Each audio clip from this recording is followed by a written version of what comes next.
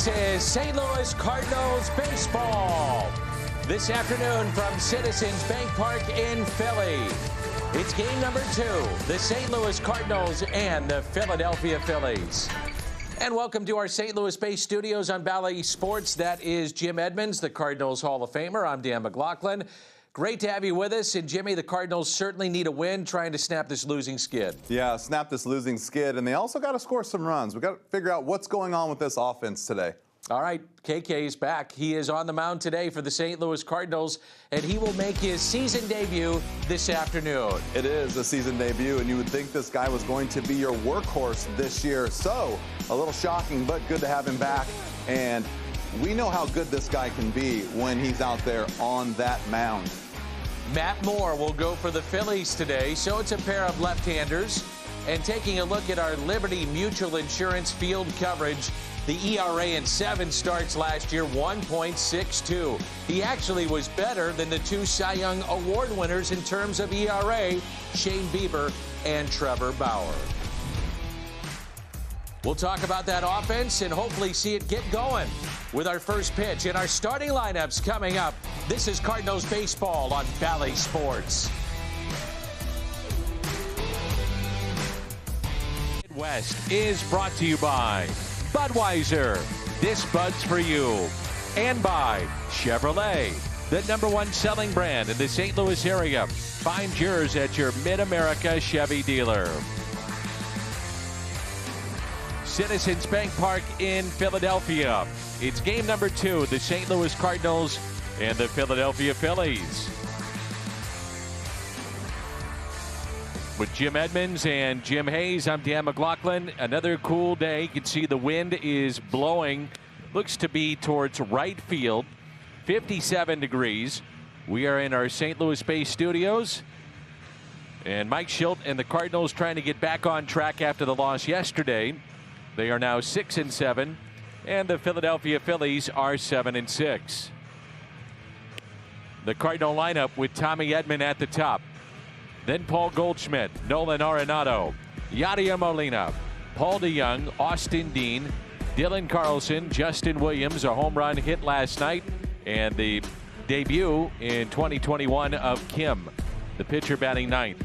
Cardinals facing a lefty, and that is Matt Moore. And so Moore goes today for the Philadelphia Phillies. He allowed 5 runs in 5 innings, took a no decision. 7-6 win at Atlanta in his last start. Gave up 9 hits, including a couple of homers in that outing. There's a look at his Hyundai pitch arsenal. Yeah, you can see here Matt Moore, 4-seam fastball. Maybe a little bit of a typical lefty, a little cutter, a little slider. Change up here and there. But left-handers have given the Cardinals some fits over the past few years. Today, it can't be like that anymore. It is time to turn it up and get some runs scored and get that lineup clicking again. Round the Horn is presented by Dobbs Tire and Auto Centers. McCutcheon, Quinn, and Joyce in the outfield. Infield will have Bohm, Gregorius, Segura, and Hoskins, and behind the plate, JT Realmuto. No Bryce Harper today, as Harper is dealing with a sore back, so held out of the lineup here this afternoon. Bet you that makes KK happy. Yes, especially the way he was swinging the bat yesterday. Maybe he just had whiplash or shell shock from yesterday. Too many balls hard on the nose and got nothing to show for it. He was saying after the game yesterday, he said, I couldn't hit a ball any harder than I did twice in that game, and nothing to show for it as Tommy Edman pops it back and foul. Currently leads the National League active hitting streak at 11 games with Jesus Aguilar of Miami. His previous high was 10. Led off the game yesterday with a base hit up the middle. He's got 17 hits. And that currently leads the Cardinals, tied for 5th in the National League. Nolan Arenado with 15 hits. And it's 3 balls and 1 strike to Tommy Edman. And a leadoff walk. Like that.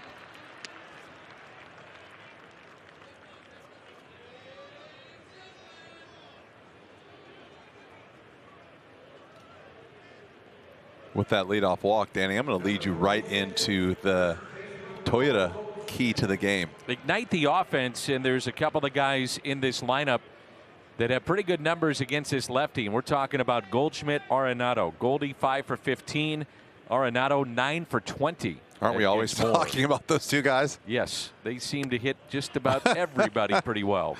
You can't escape those two guys in a row. No. 1 ball and no strikes. Tommy Edman, your runner at first base. A lot of room on the right side as they hold him, and they play Goldschmidt to pull on the infield. 2 balls and no strikes.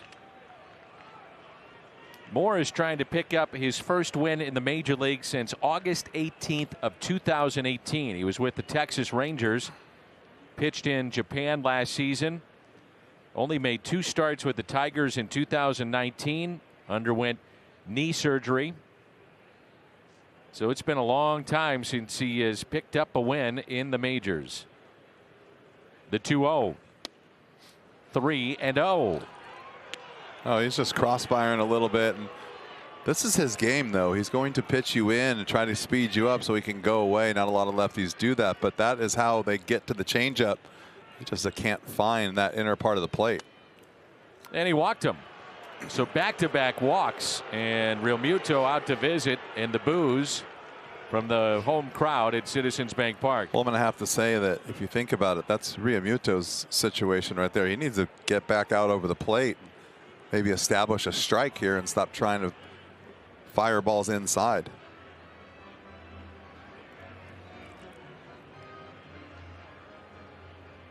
Go back to earlier in his career, Matt Moore was considered one of the top prospects in baseball. And it was quite a who's who on this list. Matt Moore, Bryce Harper, Mike Trout, Julio Teheran, Shelby Miller. Pretty good list. And he was a hard throwing lefty at one point. He was a guy that would get to 100 miles an hour.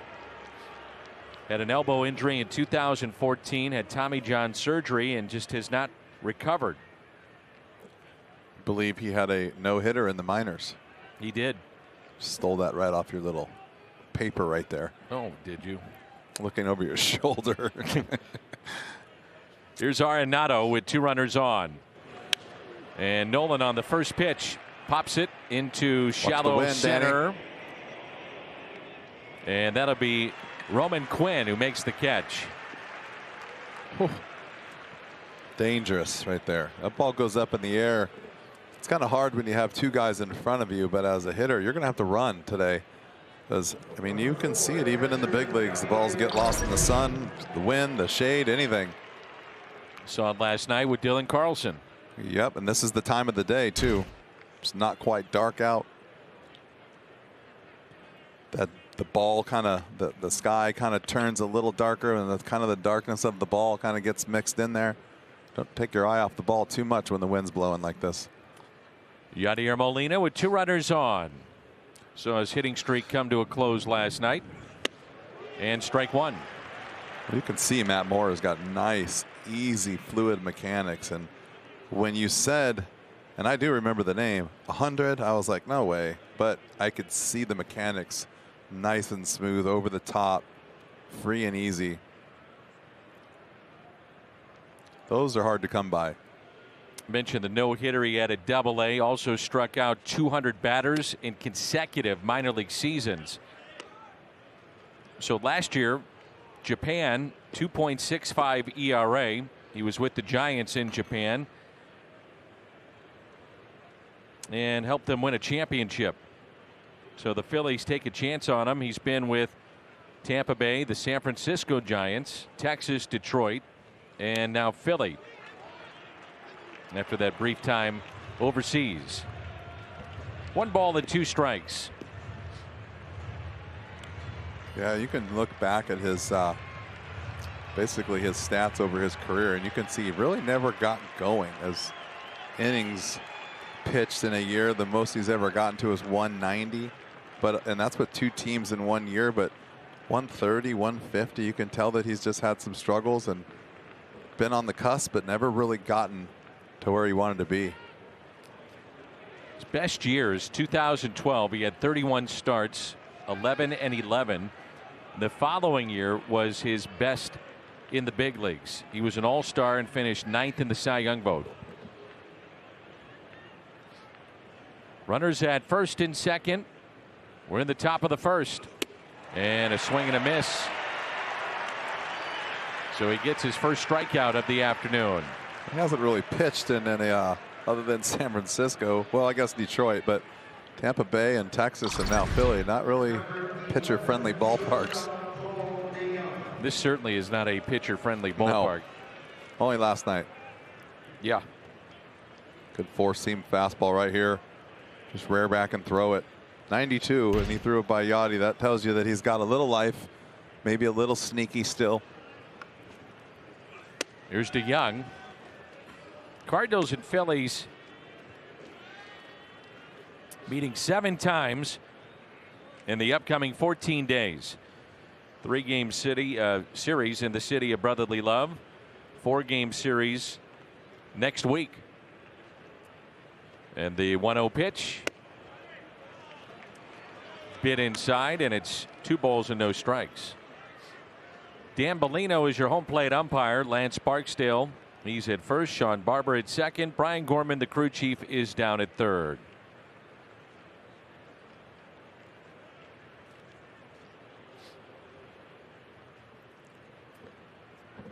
Two outs, 2 on, 2-0 pitch. And DeYoung shoots it out to deep right center. And the catch is made by Roman Quinn. Cardinals strand a pair after back-to-back walks to start this game. KK is back in 2021. A year ago for Kim. That was the best in baseball. You Hyundai can see pitch that, arsenal. Yeah, the Hyundai pitch arsenal right here. Back with a lot of fastballs, Danny. A lot of fastballs, a lot of sliders. Not a whole lot of changeups. Obviously, you can see the stats. Fastball, he gets on you. He kind of challenges you enough so he can use that slider. Maybe a little different in style and looks, but similar pitcher. Both on the mound tonight. 2 lefties that will challenge you in, middle in, to get to their other stuff. So it'll be interesting to see how the hitters on both sides adapt. Andrew McCutchen at the plate.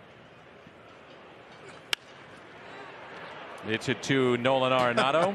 What a play. Yep, that was a bullet.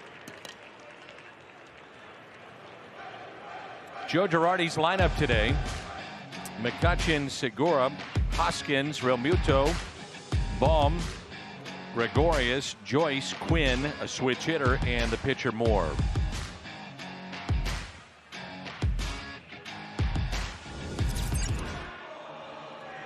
There's Gene Segura.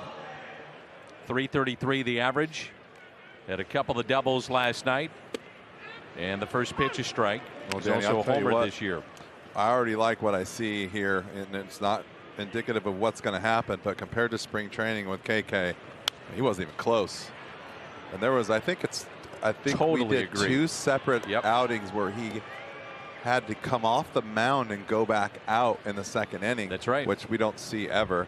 And he was just out of whack, and hopefully he got that kind of straightened out, and it kind of looks like he did, as he looks like a different pitcher. 0-2 pitch. Well, he wasn't even getting close to 90, so it tells you maybe it was the back, it was mechanics, a little bit of everything was out of whack. So good to have him back. We'll see how it all plays out today. Here's a 1-2. Pulled foul. Well, clearly these guys are expecting some fastballs in today.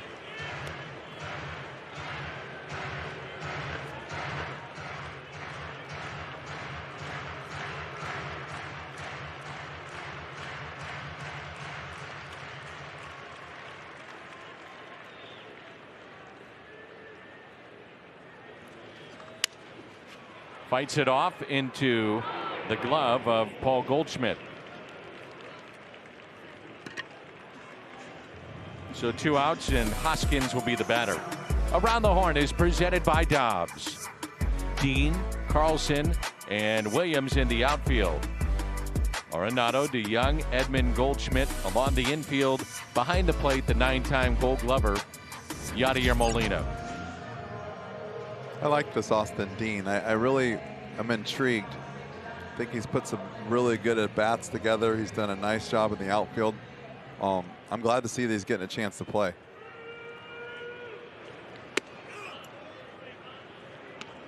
Well, you know how I am with that, though, right? I'd love to see the young guys get a chance, even with your cricket hat. You get out there and you play hard.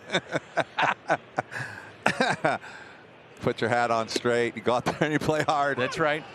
Is he? Wait, he's not left-handed. He shouldn't be wearing his hat like that. That's right.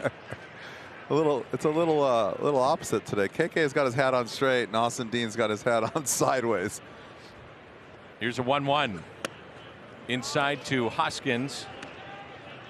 But I do. You know, we talk about it all the time. You got to love the young guys coming up and getting a chance to play.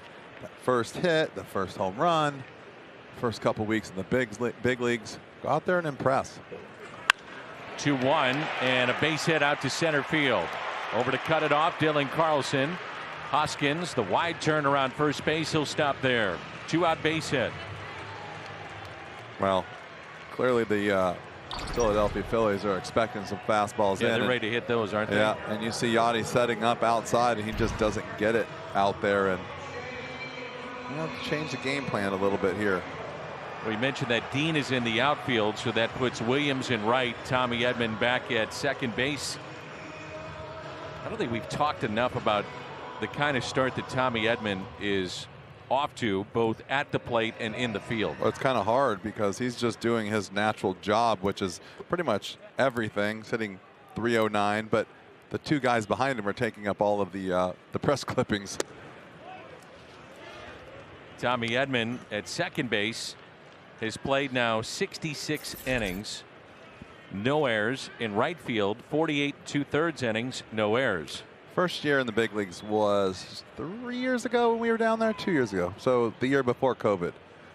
That kid opened so many eyes in that spring training. It was unbelievable. And then I remember even after I think they sent him down, they brought him back to play in that game in Seattle against Washington. No, okay. Washington. He made that diving play in the hole. It was either Washington. You're talking about during spring training. During spring training. Yeah. And I'm thinking to myself, man, this kid can really play. Like, it's not a fluke. That's the third Philly to be hit in this series, as Carlos hit a couple last night, including the pitcher with the bases loaded. Here's Alec Bohm, third baseman, 234 the average, 1 home run, and he's driven in 5. And strike 1.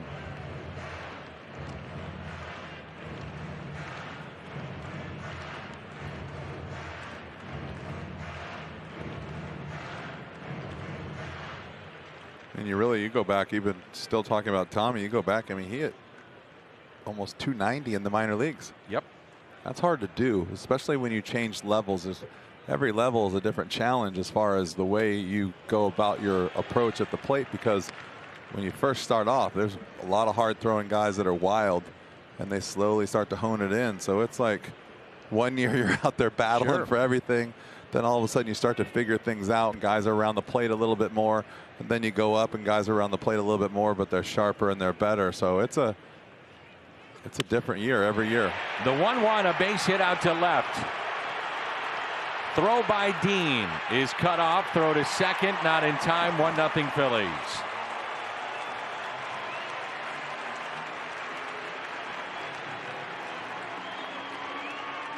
Jimmy, I think you picked it up on it right away. They are looking for fastballs in and a lot of pitches in. This pitch right here is not even close to being a strike, I don't believe. And you could just see guys cheating on the fastball. If you do that and you keep it under control and you throw a fastball, you're in trouble.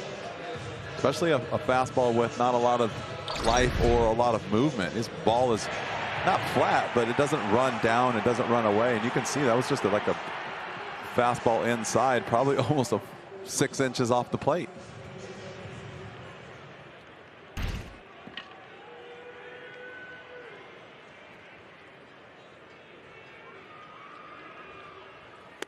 This has been a team, as Gregorius swings through that has not thrown a lot of strikes. Cardinal pitchers seeing more pitches thrown per game, and they're just not throwing a lot of strikes.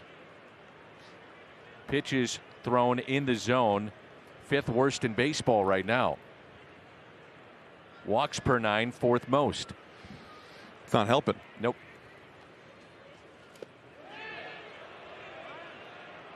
And he did go. And that's the reputation of what the game plan is right there. If you're swinging at that, that means you're cheating for a fastball.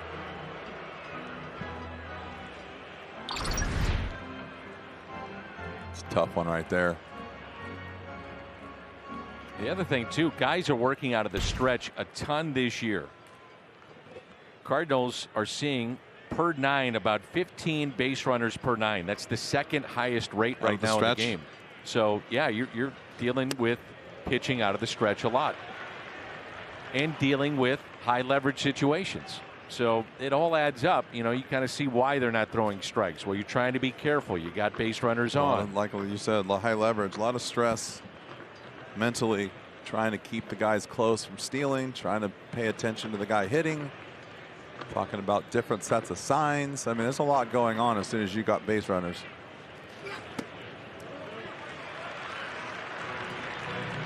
"20 pitches in the first inning for Kim, and it'll be interesting to see how deep he can go in this game. Now, if you look across the board in Major League Baseball, Cardinals are part of this too, where starters have not gone deep, and that's by design and sometimes out of necessity. But because of the truncated season, a lot of organizations have been very careful with how they've used their pitchers early on. A check swing again and out of play.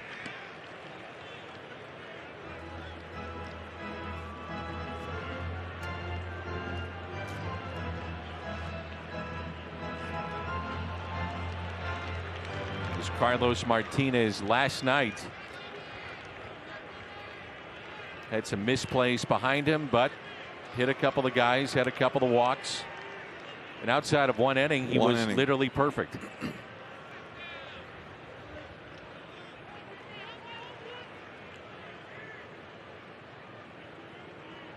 Two and two the count.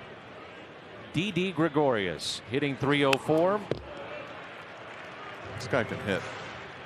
I've always liked him when he was with Arizona, Yankees, and now with the Phils and reunited with Joe Girardi. Carlos had to face 13 guys in the 2nd inning. And other than that, it's pretty good. Yep. 13 guys.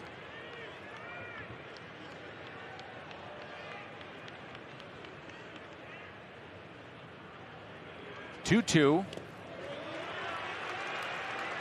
Runners stay put. Opponents have scored against the Cardinals in 8 of 15 games this season. So Cardinals are playing a lot of catch up too. Well, that's what we talked about last night, right? The offense needs to get going consistently. Some really big games and then just a big lull. So but just a run early here and there, hit and run. We always talk about hit and run, drive them in, get a runner over, do something special. Got to figure out a way to score some runs when you're not going on all cylinders. And the base is loaded. It's a tremendous at bat right there.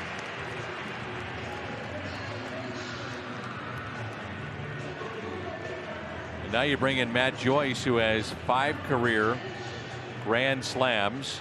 The interpreter going out with Mike Maddox. Just when we said he was looking sharp. But back to your point earlier, stress, not wanting to make a bad pitch, and you end up start walking guys, throwing a lot of balls, trying to pitch around certain situations. You get ahead and then you nitpick. Sometimes almost better just to go right at it. Let them hit it. Hopefully they put the ball in play. And if they don't, then start to work towards back on making the hitter work. But just can't afford to walk guys and have 20 and 30 pitch innings.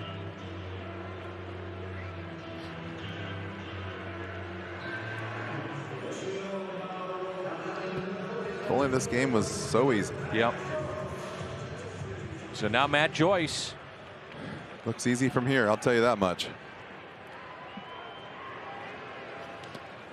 Kept in front by Molina. Well, the thing that scares me is he started off pretty good, and now he looks like the guy we saw in spring training. All of a sudden he's lost a little bit of a feel. He might be trying to push a little bit harder. Lose your mechanics a little bit, getting tired, hasn't been out there for a while. This game can really get out of hand in a hurry. Joyce is a very good pinch hitter. He's made a living out of that, getting a start today in right field with Harper out. 2-0. 3 home runs shy of 150 for his career. 4 RBI shy of 500, and he could get that with one swing of the bat. Yeah, he's fighting himself too, KK. It's interesting to me, a guy so polished that if you pay attention to his delivery and his release point and his follow through, it's different all the time. Well, that time he just fell backwards. It's off the plate, 3-0.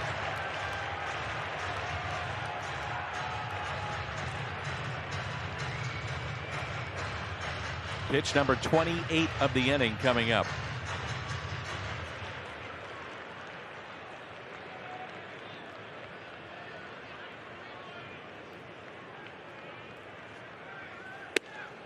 And a strike. Pitch. That's what he needed right there.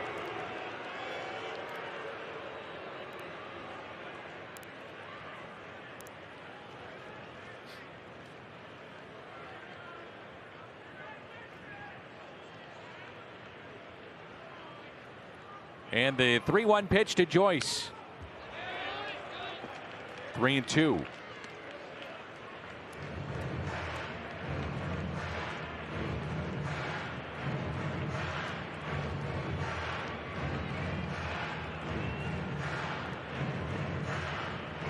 From 3-0 to 3-2, and Kim on pitch number 30 trying to get out of the inning.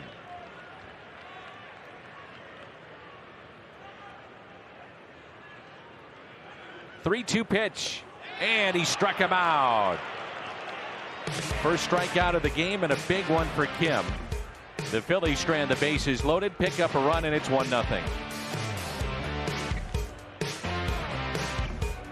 Stat leaderboards and more for your Cardinals. It'll be Austin Dean and a windy day in Philly to lead it off, and then Dylan Carlson and Justin Williams. Haven't quite hit the summer months just yet. Nope. A little chilly here in St. Louis too. Yes, it is. I am glad that I am sitting right here next to you, safe distance away inside our new studio. Safe enough where you can't touch me, punch me, yell at me. Would never do those things anyway. Throw my notes away. I have done that. I was waiting to see how you would react to that one. Austin Dean at the plate in the 0-2. I'm with you. Austin Dean can hit. Now, can he be consistent enough to stay in a lineup hitting? That's a question mark. He was trying to do that with Miami. And defensively too. Inside, spins away from it. I feel like he gives you a good at bat. Man, is he going to hit 300? I don't know. I don't know what he's going to do, but I like the effort so far. And I just like this demeanor. And that says a lot about a player, because talk about guys not getting rattled, you know. Inside corner and a strikeout. I love how the umpire says, yeah, that's a good pitch. It's only maybe 8 inches inside. I think this camera angle for us at home right here, other than this box that shows where the strike zone's supposed to be, I think we're a little off center, obviously, with the camera angle. It really looks bad in some of the pitches that are at an angle. Especially with guys at crossfire like this. Yeah. Here's Dylan Carlson. And a ball upstairs. And the hard thing too about hitting is now when you see that, and everyone's going to know where that pitch was on the bench, you have to start thinking about that, right? And what do? You flinch a little bit, and then you take pitches like that. Everyone's aware that he's trying to pitch in. Everyone now is aware that the umpire will give him a little bit off the plate. And so that just starts playing with you. Well, Tardy with that swing. Cardinals have 16 home runs, 12 doubles, 1 triple. So more home runs than doubles or triples so far this year. Well, I still think losing 2 of your faster guys have definitely hurt, and just the speed game and causing a little bit of problems for other teams on the bases. That's hit the other way, and a diving stop by Hoskins leads Moore, and the out at first base. Nice play. I think anytime you lose a couple of your guys, see Justin Williams right here last night. Talk about hitting the ball hard all the time. He's not doing a great job with the average yet, but they love the exit velocity, and I like that swing. He really got through that ball good. First career home run yesterday. Our Kia player profile, Justin Williams. Finally, a ball I hit on the barrel that does not get caught. Hard hit rate 60%. That's 95 miles per hour or better. He's got a 20% barrel rate this year.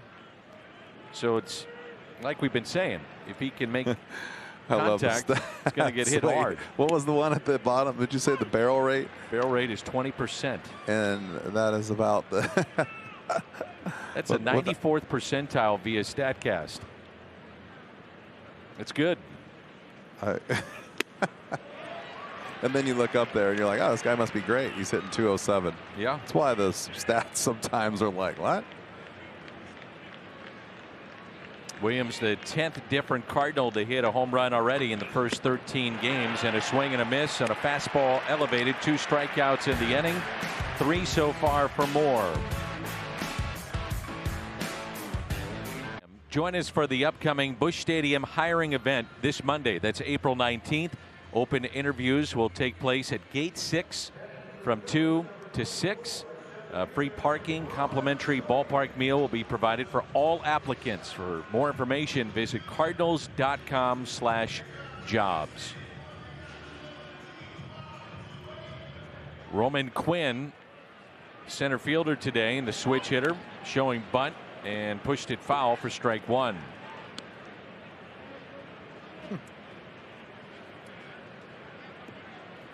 He can run. He was caught stealing Tuesday's doubleheader against the Mets that snapped a streak of 22 consecutive stolen bases. Didn't like that call. 0-2. Matt Moore on deck, and then the top of the lineup.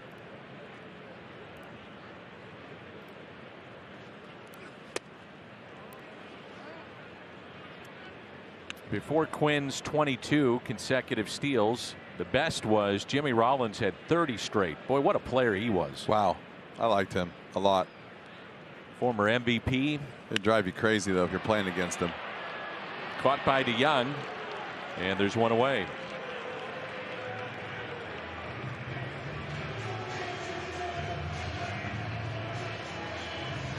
I remember Steve Klein at the old vet gave up a home run to Jimmy Rollins, who took his time, and Klein was about ready to chase him around the ballpark.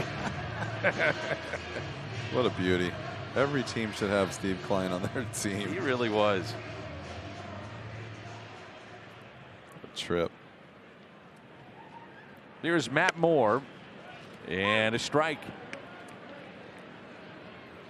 You remember that time that he was warming up and Tony elected to go with someone else? And he had gotten up either 2 or 3 different times. It was a weekend game against the Chicago Cubs at Busch Stadium 2. Tony was informed in his post game, and that's a little chopper that will roll foul. Oh, you got to catch that. Toss it to first right there. So Tony was informed in his post game that maybe Steve had made a gesture. Like he tipped his cap. No. It was something else. Thankfully, he was at my back, so I wasn't involved.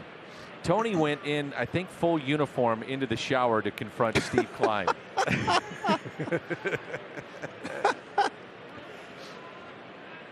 Oh, man. You know what's funny is, think about all of the stuff that you're involved in day to day being on the team. and some of the stuff you don't even see or realize that never happened because there's funny. so much going on at one time. Oh. Second strikeout for Kim. And it brings in Andrew McCutcheon. Had 2 hits, drove in 3 last night. After starting this year, 5 for 36 and only 2 runs batted in his first 11 games.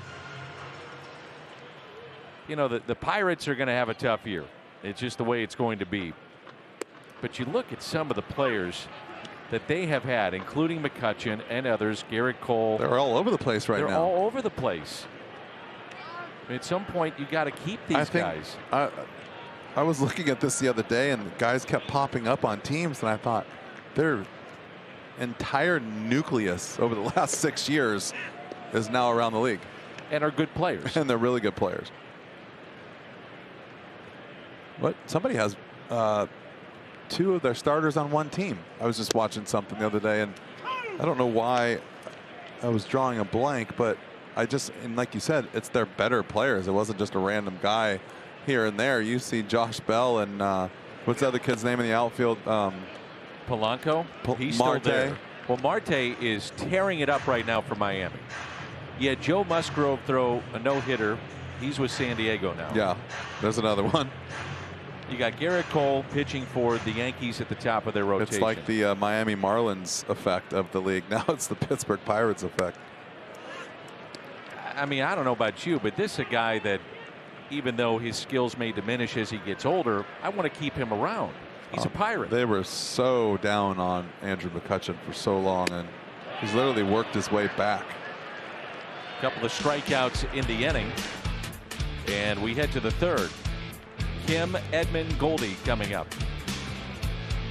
3rd in Philadelphia. This is KK's first start of the season after building back up after a back issue. Mike Schilt told me he thinks KK will be just fine. Schilt told me it's not like he missed 3 or 4 months of the season. We're well past worrying about anything from a physical standpoint. We'll just evaluate how the ball is moving and how the hitters are telling us by their at-bats how KK is doing. Danny, KK said in his Zoom he feels great physically, and he says he looks forward to being a, quote, innings eater.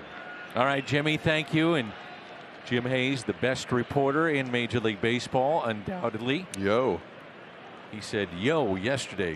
Philly. He's in Philly. He is the best. Good stuff, Jimmy. Kim said, I'm not really a good hitter right now, but when I hit it, it goes to the outfield. I feel good with it, and my teammates actually clap. Moore makes a nice play there. He's feeling hitterish. Didn't get a whole lot of carry on that one. Nope.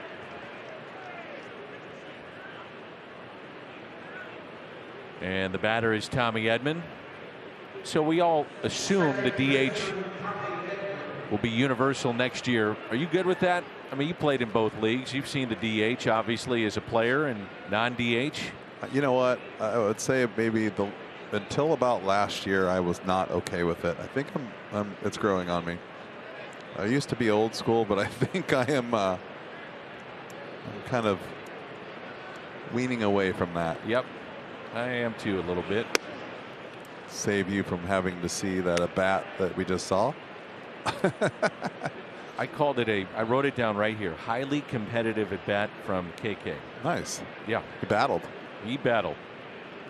Here's a 1-0 to Tommy Edman. And a strike. Tommy walked. Cardinals had back-to-back walks to start the game, and then Arenado flied to shallow center. Molina struck out. DeYoung hit one into the gap that was caught, and that's fouled back. Tommy, the 11-game hitting streak. He's reached base in all 13. Great catch last night in right. He's already had a few highlight reel plays at second. There are 5 players right now that have played 40 or more innings at 2 different positions. Tommy Edman being one of them. Jared Walsh, Jonathan Scope, Ryan McMahon, Tommy Pham has been in left and center, and Tommy Edman.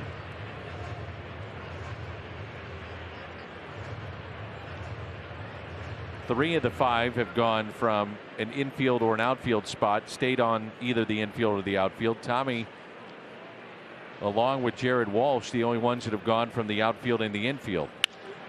Grounds it to short, bobbled a bit by Gregorius, and Tommy is out at first. Stubby Clapp pointing, making sure they take a look at this. It's a second really nice pick by Hoskins at first. That was a good job over there. Gotta like the guy that hits the home runs and can play defense. That's Ali Marmol who's on the phone. Ball stayed down on him a bit. That's close, really close. Closer than I thought it was going to be. See what happens when you got speed. And the Cardinals, doesn't look like they're going to challenge, and they will not. It's the best view right there. It's weird. Don't you feel like every time we see one of those short hops that it just completely changes the game at real time, and then you see it and you're like, oh, that wasn't even close. Like it's just so bang bang in real time. Yeah, and that ball that bounces for some reason makes it seem even harder to figure out. And these umpires still get it right most of the time. And a base hit for Goldschmidt into center. On base for the second time.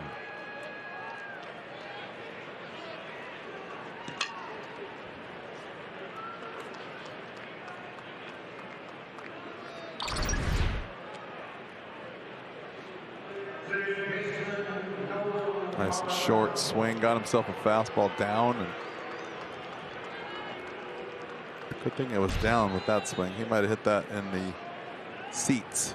You notice how 111 off the bat. Compact he is. Has done a better job this year starting off, I think, than he's done in a long time of just being really still at the plate, being very over the ball and not flying and not swinging at bad pitches. It's like his head never moves. Yeah, he's done such a nice job this year. There's Nolan Arenado. These guys, I think, are good for each other and for the rest of the team, as far as not just out here, but in the dugout and on the field. And I think these two guys love to compete and to coach these other young kids. Goldschmidt at first. He has hit safely in 13 of his last 14 games at Citizens Bank. 1-1. The count on Nolan Arenado.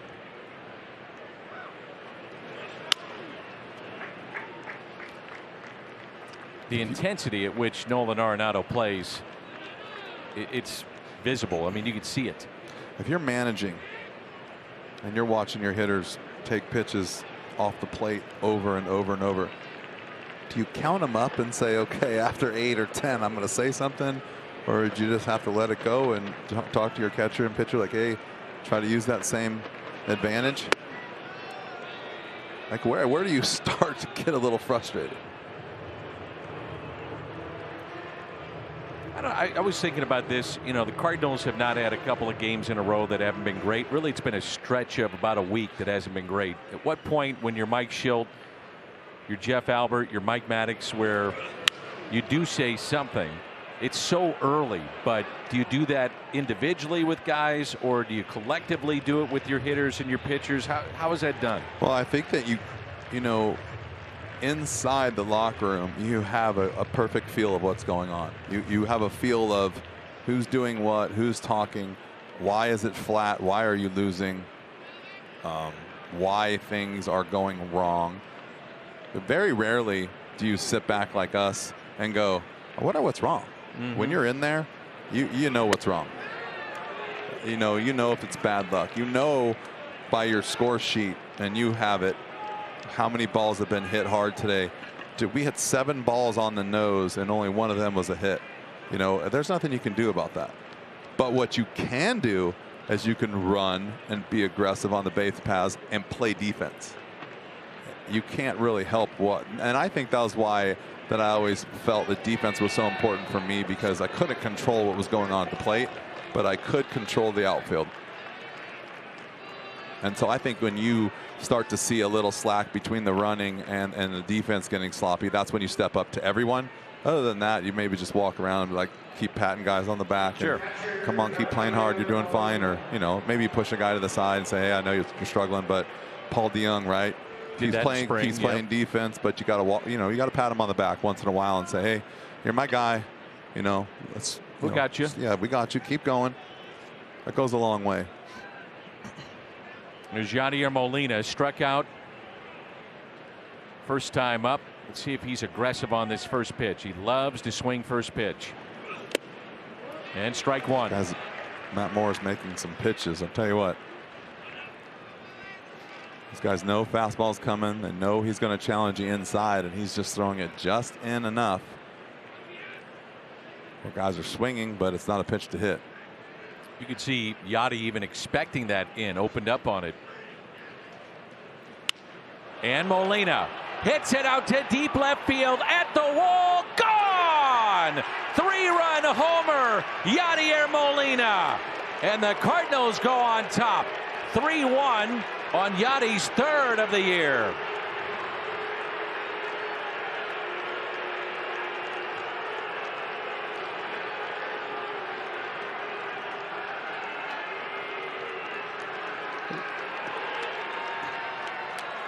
Cannot believe that ball left the ballpark, Danny. In this ballpark today with the wind blowing in, he just kept it low enough. Only 94 miles an hour off the bat. The Nissan drive of the game. And he got it off the end of the bat, It too. looked like he hit it more off the end of the bat than I guess he did. It just, sometimes those sliders tend to go a little bit further than you think. And a breaking pitch down and in to Paul DeYoung. I liked Paul's first at bat. I liked his swing.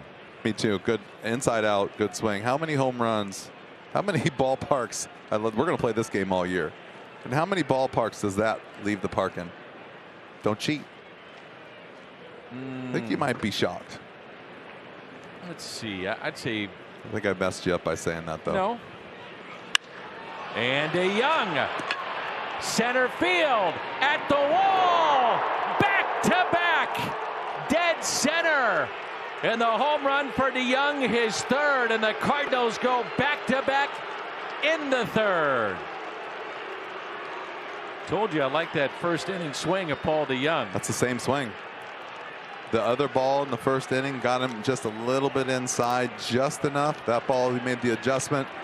Same swing, maybe got to it a little bit better. Just a four-seam fastball he stayed with.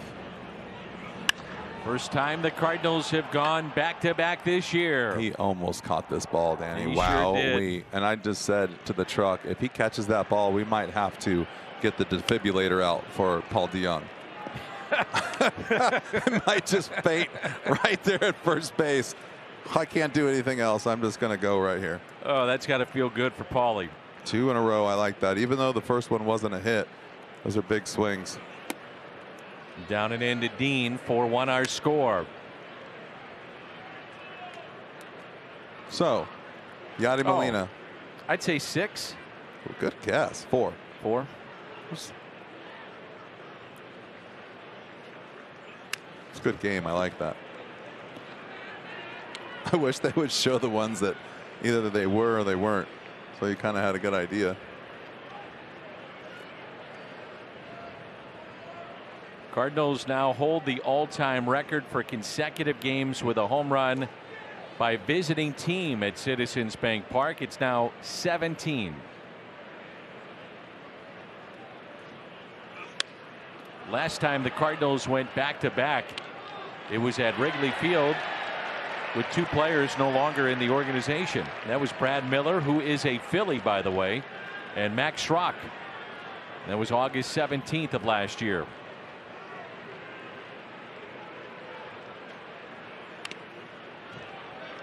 And the last time that Molina and DeYoung went back-to-back, that memorable game at Wrigley Field. And it was back-to-back pitches off of Craig Kimbrell in the 9th inning as the Cardinals wrapped up the division in 2019 at Wrigley. Wearing those Saturday blues. What a game that was. The 1-2. 2 balls and 2 strikes on Dean. Struck out looking back in the second inning. It's already the 6th time this year the Cardinals have scored 4 or more runs in an inning. They get them in bunches this year. We talked a little bit about the consistency, and that's why you know this team is capable of it. All this has been done with 2 outs. Remember, Kim grounded out. Tommy Edman grounded to short. 2 quick outs. Goldschmidt, the base hit to center, walk to Arenado. 3-run homer by Yadier Molina. DeYoung followed with a solo shot. And now it's a walk to Austin Dean. If these guys can be patient, they're going to get some base on balls, because Matt Moore, other than getting a few pitches for help, is way off the plate inside there, but guys are swinging at it.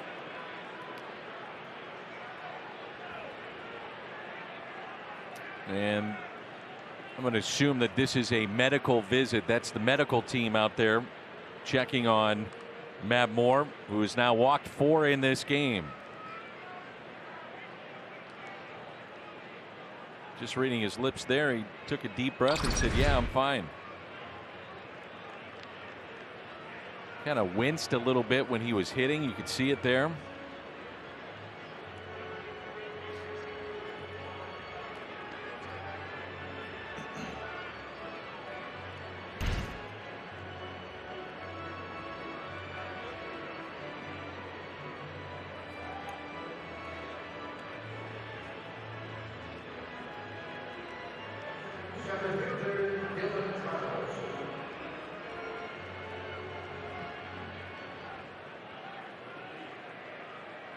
Got one for you that I don't believe and I don't trust.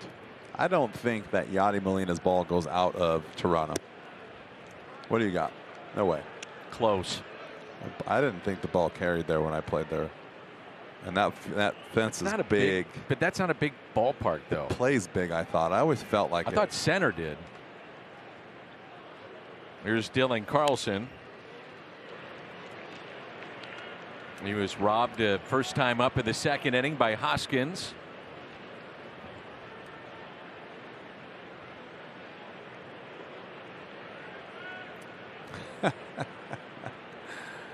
Dan Hyatt said, "Go argue with the StatCast guys and they will hunt you down." I'm not getting into trouble with those guys in the StatCast. Jojo Romero, lefty. We also have Jose Alvarado, and that's their version of Jordan Hicks, who throws from the left side. He is a hard thrower, triple digits. The 1-2. 2-2 the count. John Gant, Aaron Nola tomorrow. On the air at 11:30 tomorrow. The 2-2 pitch to Dylan. It's a good job by Dylan right here. This is where you literally just got to know what you can hit and what you can't hit. And you can see that guys they're trying not to give in to that fastball inside, so you don't chase.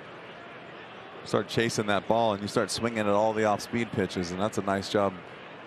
Dylan's taking a couple of good pitches right there. And the 3-2 pitch, runner will go. That's Dean, and that is hit down into the corner in left field. Austin Dean racing to third. They're going to wave him in. Botched on the relay. Run scores. That's Dean, and it's 5-1 Cardinals. RBI double for Dylan Carlson, and he drives in his 10th. Isn't that crazy how that works? You battle, you take good pitches that aren't strikes, and you end up having a nice at bat and you get rewarded for it.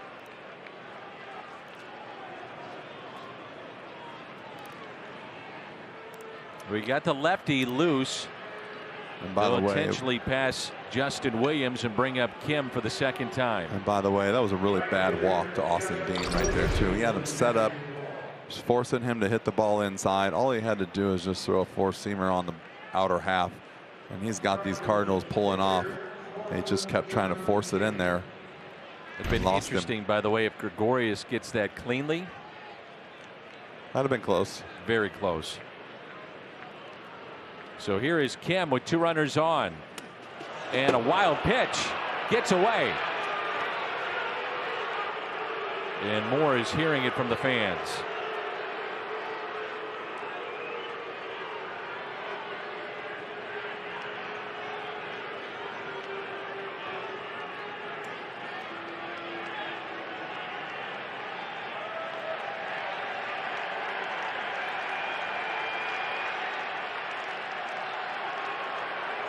Boy, isn't that something here?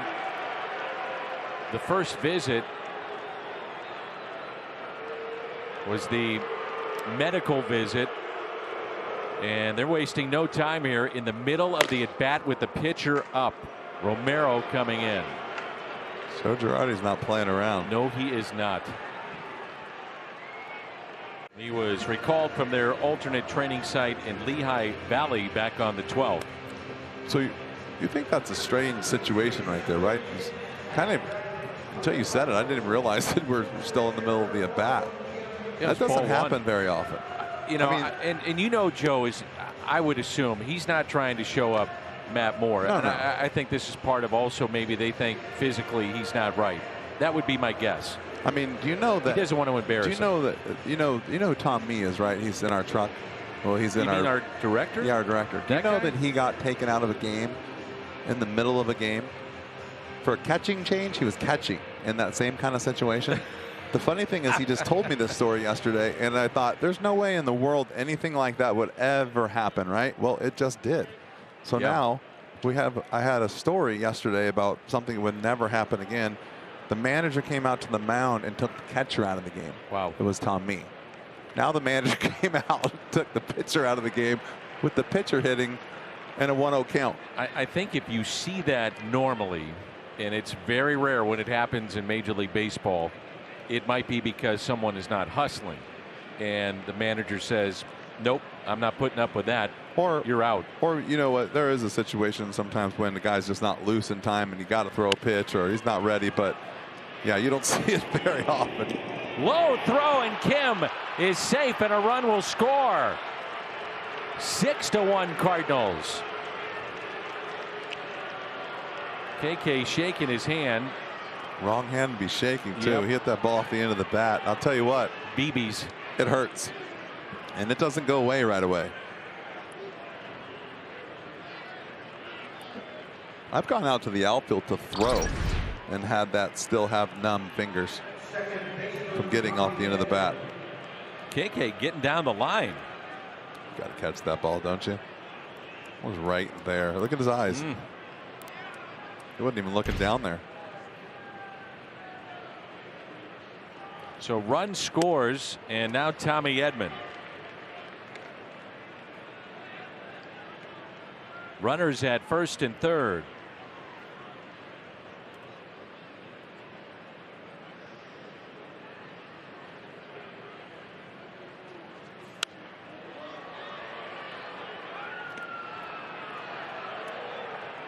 Kind of no balls, 2 strikes with 2 outs. So that's a throwing error on Baum. What's crazy is that ball didn't even bounce.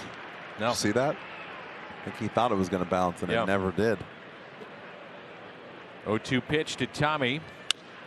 Grounds it to short, and a flip at second.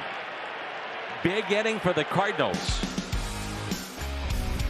They put up a 6 spot, and they go back-to-back, and all of it done with 2 outs.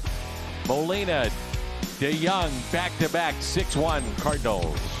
Tosses, which means that we can flash back to one of the great games in Cardinals postseason history. It happened at this ballpark. Chris Carpenter, Roy Halladay. This is the final out, and really symbolic of where the franchises were going at that time. The reaction of Carpenter,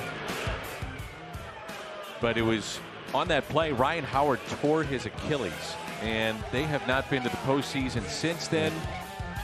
And Chris Carpenter, 3 hits, 9 innings. Roy Halladay gave up a 2-2 for Kyle, you may recall. Skip Schumacher with a tremendous at-bat, a double down the right field line. And that offense was in the top of the first, and that's all Chris Carpenter needed. Great game. Nobody else you'd rather have on the hill. No. He's going to go down as one of the great postseason pitchers. It'll be Gibson, and right after that, it's Chris Carpenter. That's ripped out to left and off the base of the wall. And holds Segura to a single. It's a great play right there by Austin Dean. I kind of made a comment right there. Look, the ball slipped out of his hand a little bit, but the effort is there and the smarts is there, and that's why he held him to a single. It's a nice play, a nice effort. Like to see where the throw went, though. Yeah. It looked like it came out a little high and hot. Every now and then you got to give up, get ready for the ball off the wall, and whoop, create that right there. So leadoff single off the wall. Pitch count at 47 for Kim. Rhys Hoskins singled to center and scored the first run of the game. And hammers one out to deep left. It's off the wall. And runners at second and third. Top spin missile right there. Thought that ball was going to go a long way. Must have gotten on top of it a little bit. Drove it into the gap.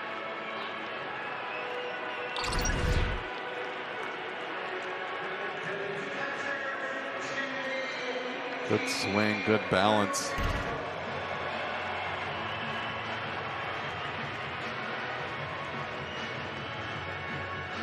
There's JT Realmuto.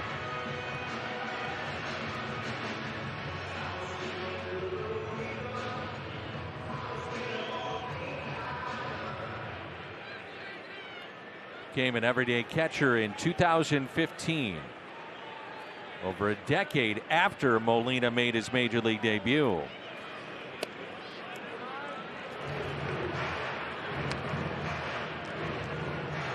These are two really good catchers on display. Yadier Molina is homered today, 3-run homer. And Realmuto is off to a good start, couple of home runs. Is driven in 8, batting .325.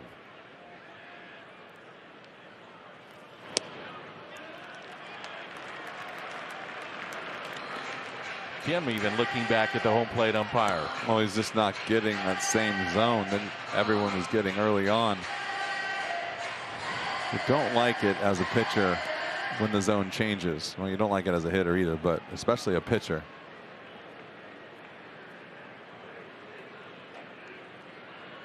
Two balls and no strikes.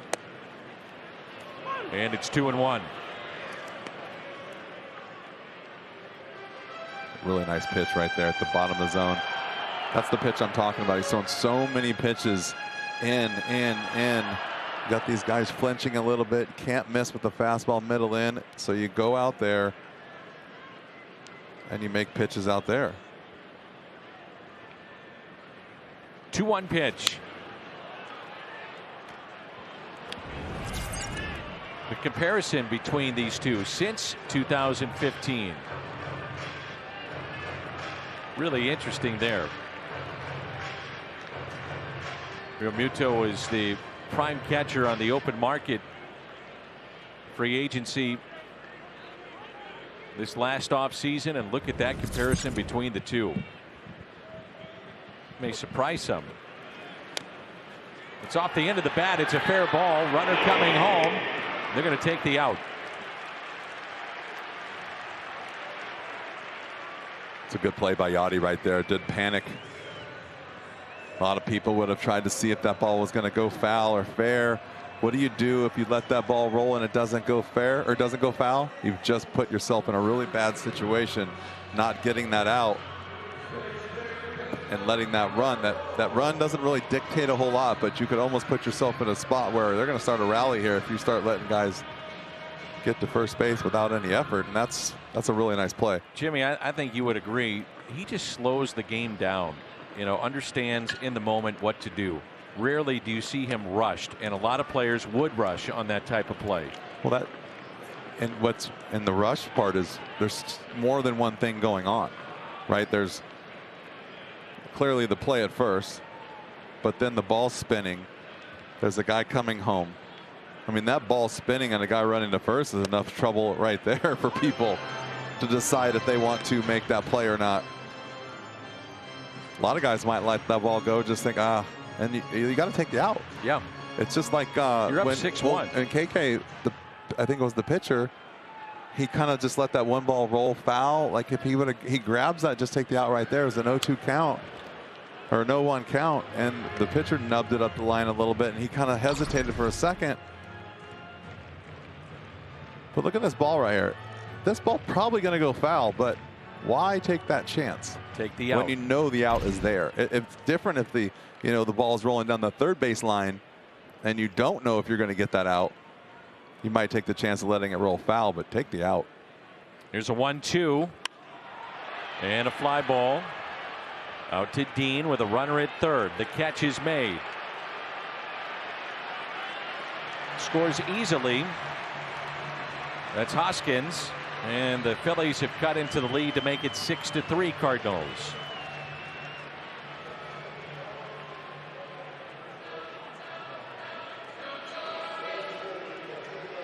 You ever heard of a player named Sean Kazmar Jr.? You ever heard of him? I don't think so. He got called up by the Braves. I love stories like this, Jimmy.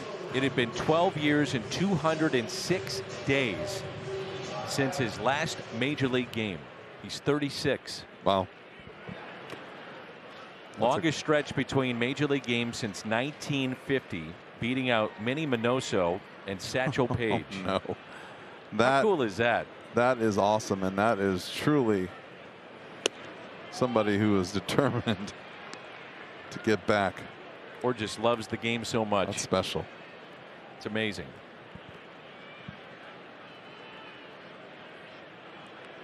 Didi Gregorius walked his first time up.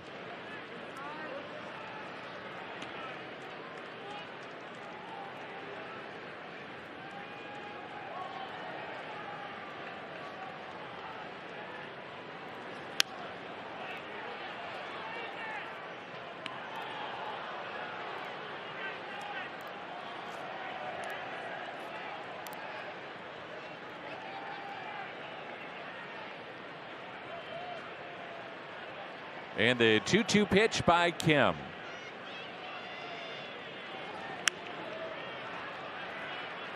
In the air left side, Arenado with the shift, can't get there.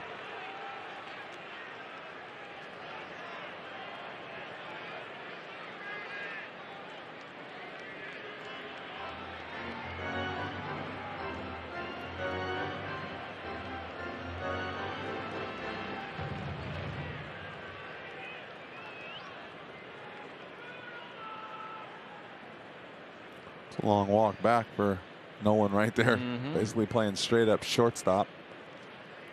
And the 2-2. Base hit into right, beats the shift. Misplayed by Williams, and Gregorius to second.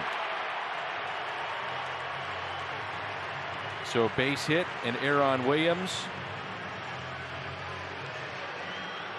Well, the outfield defense has been poor for the Cardinals. That's how you let teams back into games. Here's Matt Joyce. This flat out just can't happen. There's no way, nowhere to go, no reason to rush. I know that ball is bouncing on that grass, and it could bounce a little different, but that is just like baseball 101 right there. And Yachty maybe to slow down Kim. Not necessarily to go over the signs, and now Mike Maddox is out there too.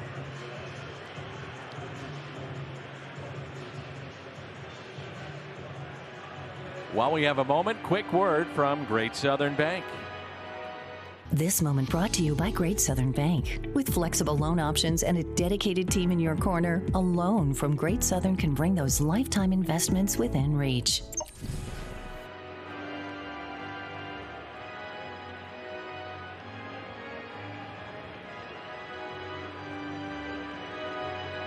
I think that visit was as much about trying to slow him down a little bit. This has been an inning that he was on the bases in the top of the third. And it started off with back-to-back hits off the wall. Got the next two. And trying to make sure he keeps us a 3-run deficit.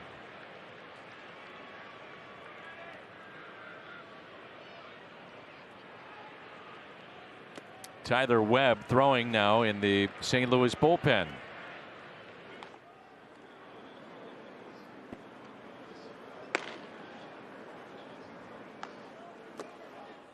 The often used Tyler Webb here in the beginning of the season.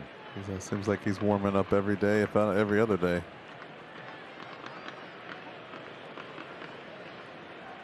Here's a 1-0 pitch to Matt Joyce. 1 ball and 1 strike.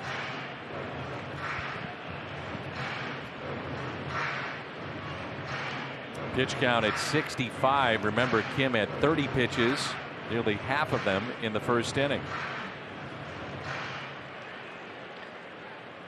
Think about that ball we were talking about with Yachty. It's a nice job right there getting the out, but look what ended up happening now. It's just a perfectly placed ball to move the runners around. And then the 1 base hit ends up costing him an extra run. Or the sac fly in that case.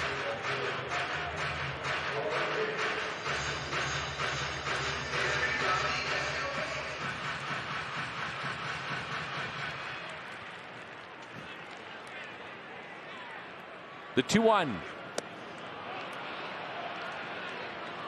Seeing some of the swings by Joyce. If he makes his pitch, he's going to get him. Yeah, these guys look dead red against KK. It's like we talked about with their game plan, and wasn't throwing a whole lot of sliders for strikes. Nothing off speed was really biting, so they're just looking dead red. And when you make that pitch, you could see right there, it looks awkward. 3 hits in the inning, 5 so far allowed by Kim. Phillies actually about hit the Cardinals 5-4. There it is again. Good pitch. So the strikeout, his 4th of the afternoon. We head to the 4th. Cardinals on top. 6th spot in the 3rd, and they lead this ball game 6-3.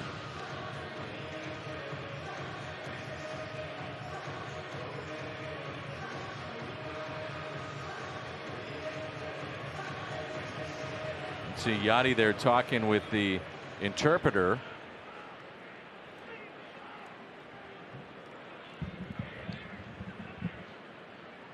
And now it's Paul Goldschmidt to lead it off for St. Louis. He began the 2-out rally that resulted in 6 runs for the Cardinals back in the 3rd. Jojo Romero, his 2nd inning of work. And it's fouled back. Goldschmidt has walked, singled, and scored in this ball game. Goldschmidt here, then Arenado and Yadier Molina. Molina is homered.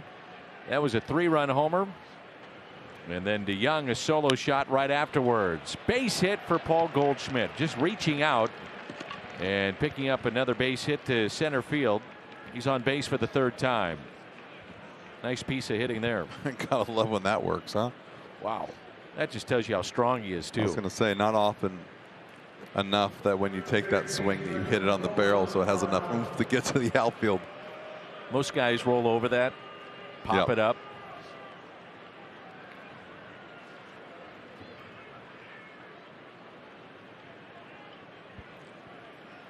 Here's Nolan Arenado. Fly to center with 2 runners on back in the 1st. And walked and scored in the 3rd. And the 3-run homer hit by Molina.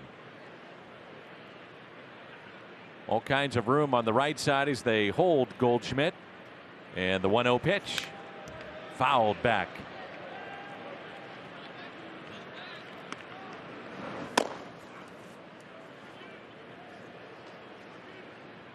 It's Vince Velasquez, who has been in the rotation different times over the years.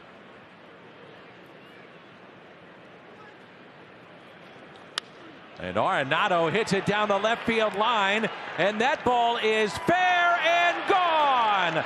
Home run, Nolan Arenado. his 4th of the year, and the 3rd home run hit by the Cardinals today.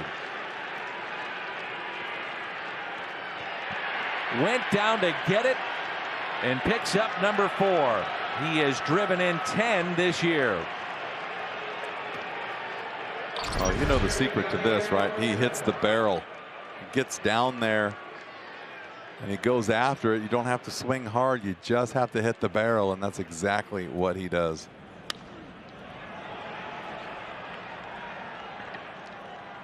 And it's 8-3 Cardinals. Here's Yachty.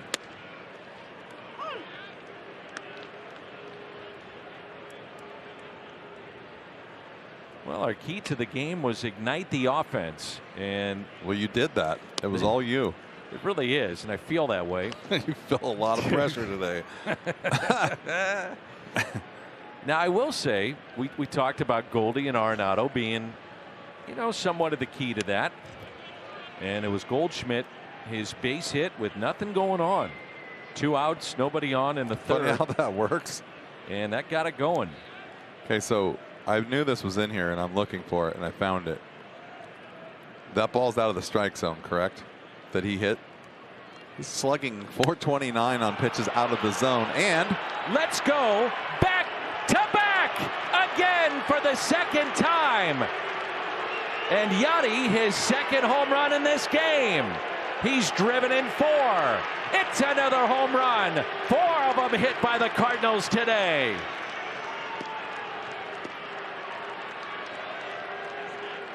I think you stepped on my toes right there. I was about to give the best home run call of my life. I'm sorry, the only one, and I was smart enough to be quiet and let you finish. I should have let you do it. I had a really good stat going. Everything was really nice. Everything was rolling, then Yachty, boom, hits you're not another supposed to one. hit it that quick. Waste a pitch or something. I'm trying to give some stats.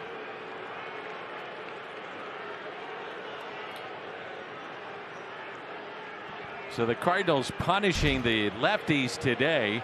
Joe Girardi going with Velasquez, a right-hander coming out of the pen. They're having some fun so far. It's 9-3.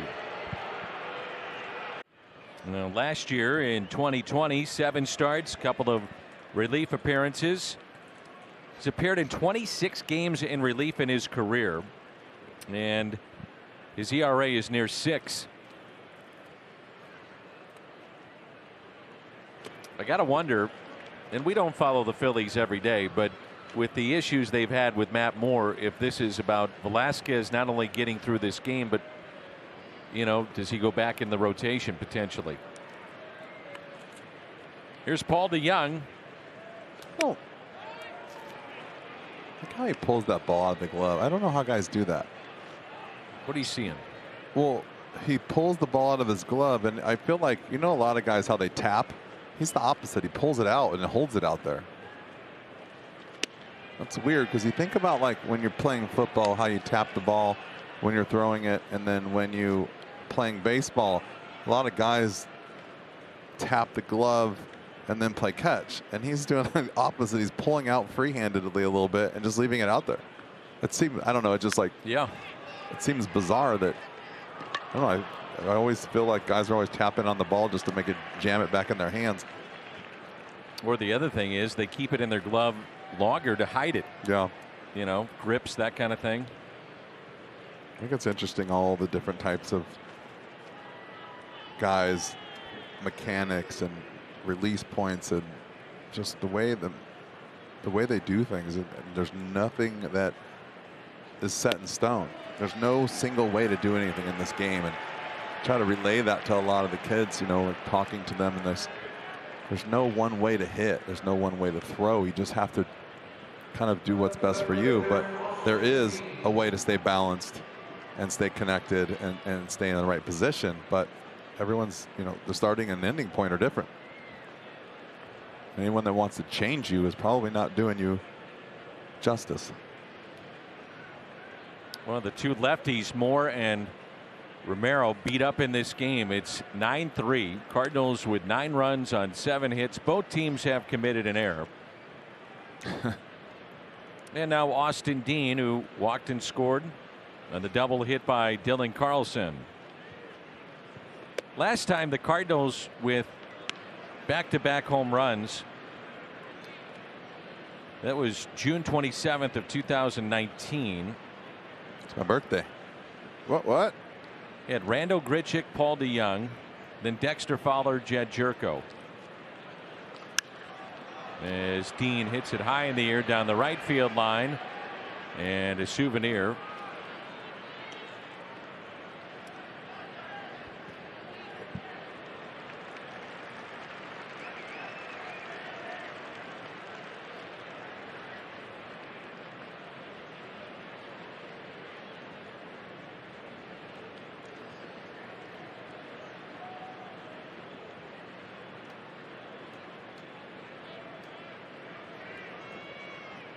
Two balls and one strike on Austin Dean.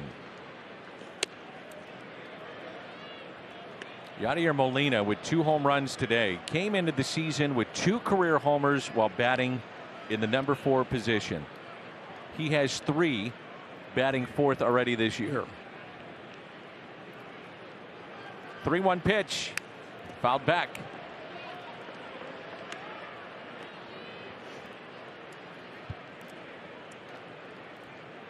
Nolan Arenado, Molina going back-to-back here in this inning.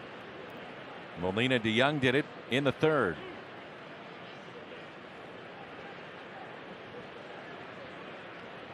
And the 3-2 pitch to Austin Dean, who's in left field today. Sends a fly ball into right, and the catch is made by Matt Joyce.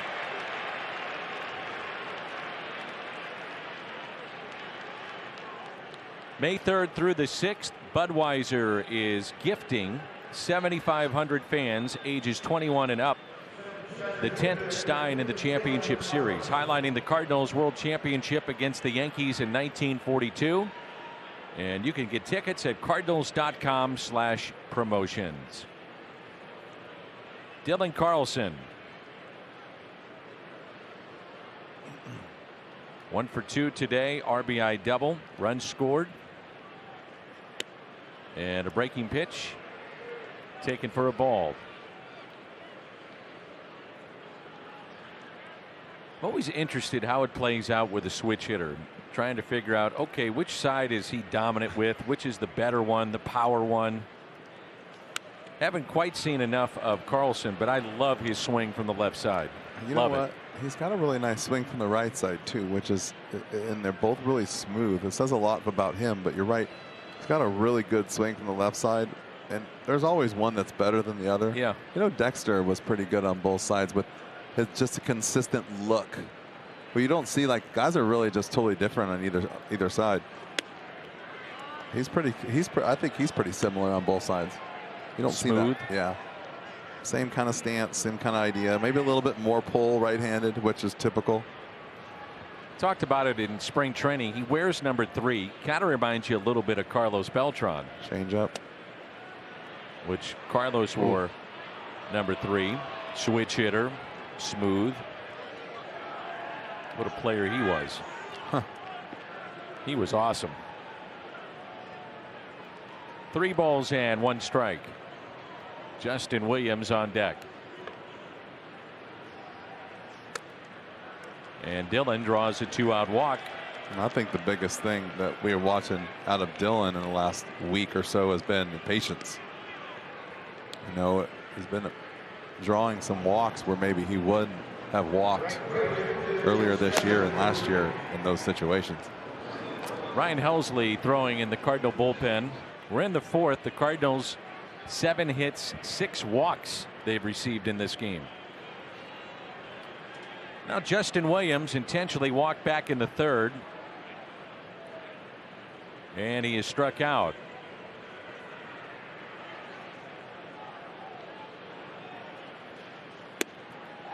Wouldn't surprise me if Dylan Carlson becomes a 20-20 guy. 20 steals, 20 home runs.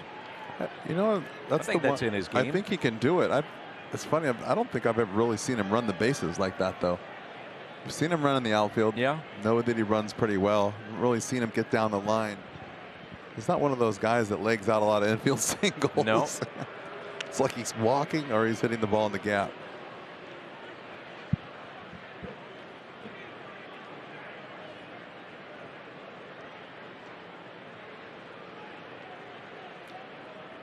I like how Justin Williams is wearing that uniform today. I mean, he has got it really showing with the stirrups. A lot of stripes today. Yep.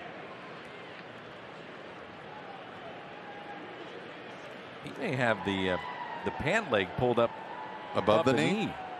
It's a new thing now. It's tough on the slide, though, for me. Here's a 1-1.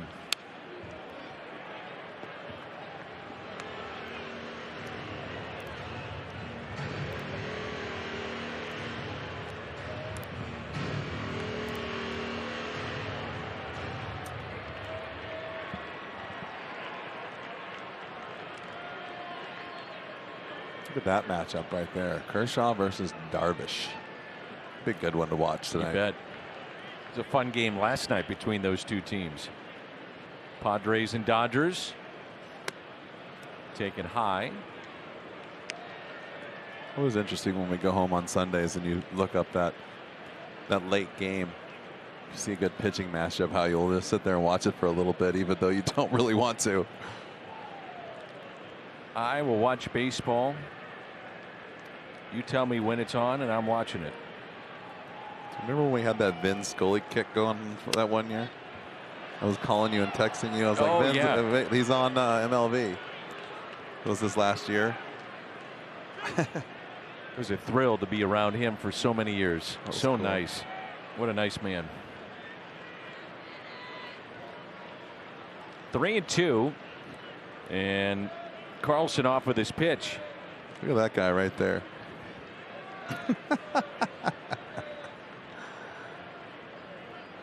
The great Darren Pang. That's a base hit into right. And Carlson on his way to third. So runners at the corners. I think maybe you were right last night when you said that home run might get him going. Just needs to play. Matt Carpenter will pinch hit. So Kim gives the Cardinals 3 innings. And the Cardinals bullpen will have to make this lead stick. That's really the bullet off that bat of Well, Williams. I was going to say, that's really the first time we've seen, I think I've seen, where Justin Williams has really gotten out in front of a ball and pulled it hard. So everything has kind of been up the middle or rolling over. He lets the ball get deep. Really deep, that? Which is good. Every now and then you got to let him know, get him out of there.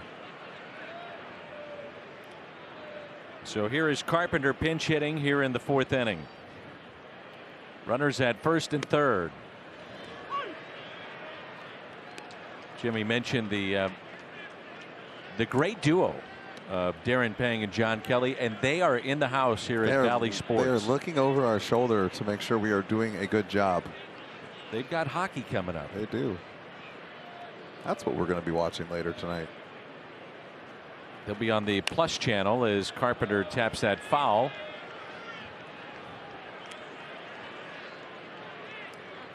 Nothing in 2.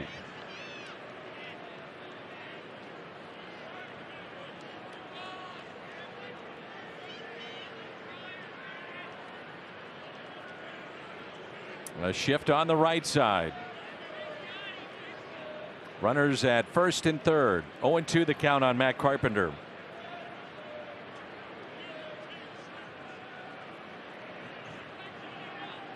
And the 0-2 pitch. Taken high.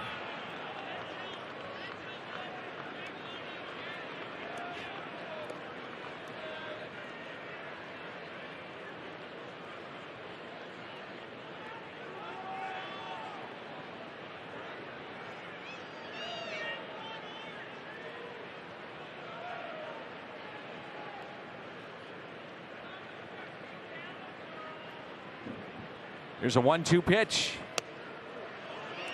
At times that has been a strike today from the cross-firing lefties.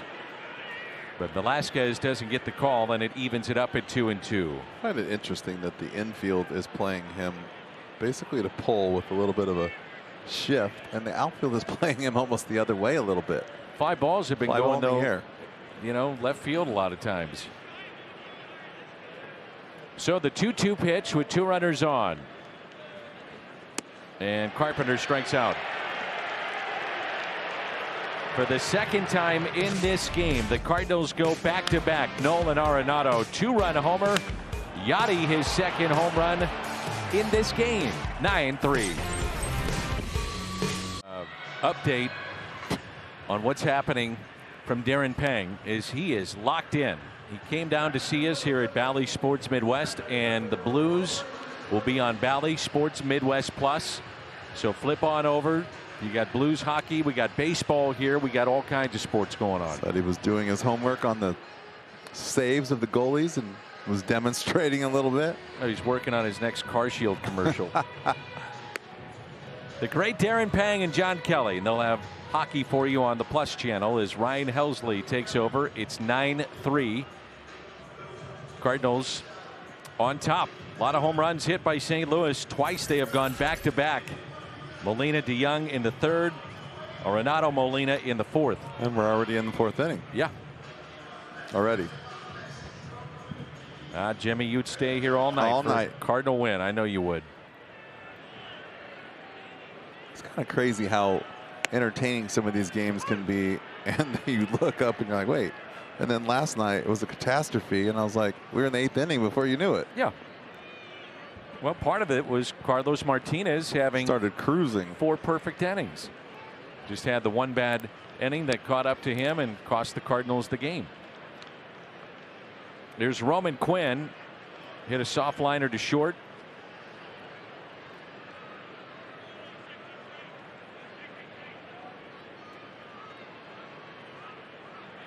And the 1-1. Fastball, a beauty on the outside corner at 98.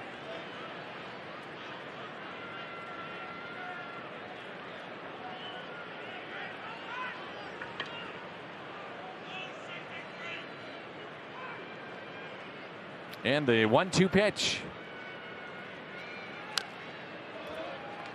Helsley's throwing hard today. Not to say that he does it on other days, but he's got a little giddy up going.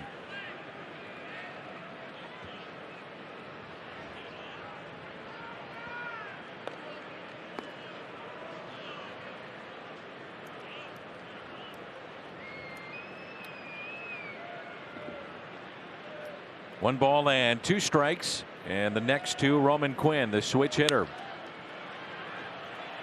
Popped up. Arenado over and makes the catch.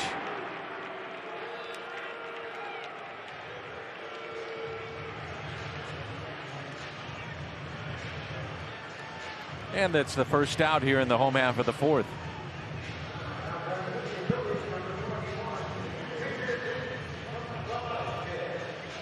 So Velasquez will hit for himself here.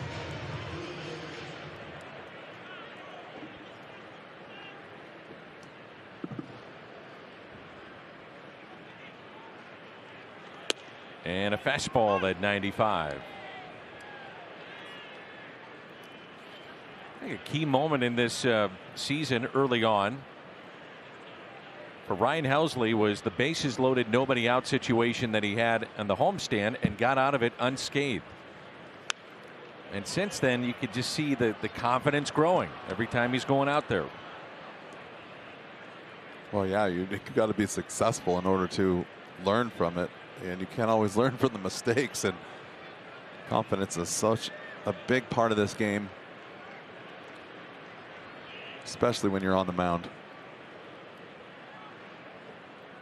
And the 0-2 struck him out.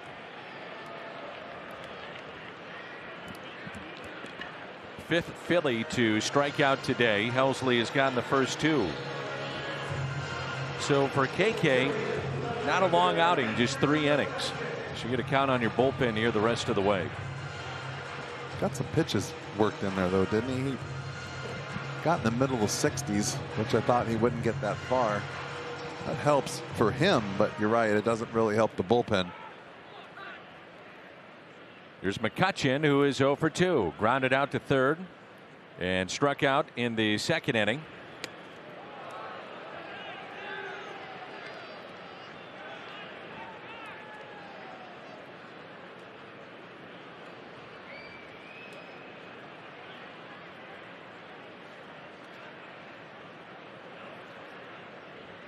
And the 1-0 pitch.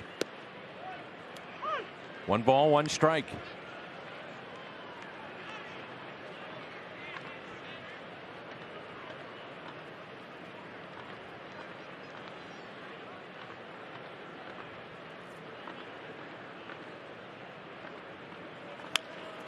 And that hung up there for a base hit out to left. 2-out hit, Andrew McCutchen.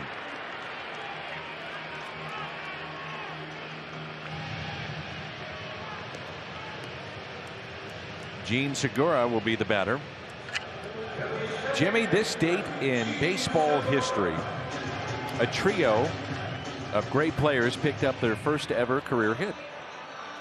Jackie Robinson, Roberto Clemente, and Frank Robinson. Are you kidding me? That's pretty good. Wow. Did we used to start the season on this day?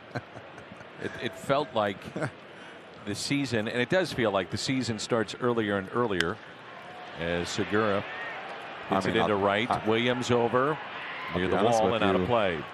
April 15th sounds like it would be right around starting point back in the day. This is also, as it pertains to the Phillies, one of their famous dates in their franchise history. There was a crazy 10-inning game at Wrigley Field. 18-16.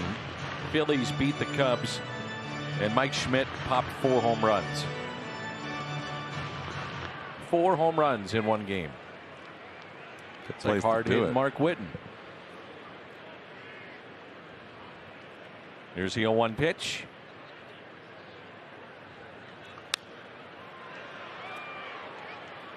Yachty, I mean, we're early on here, and Molina has got 2 home runs in this game. He's got a chance, especially in this ballpark. Yep.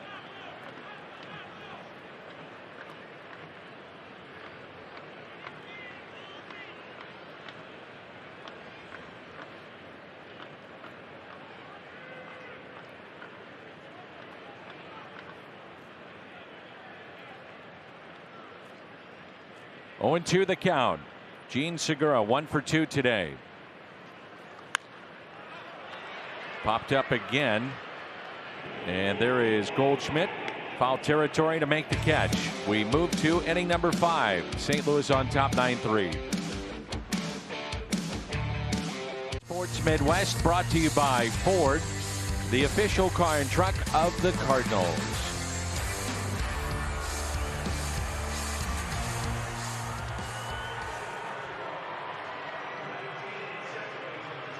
Spring has sprung.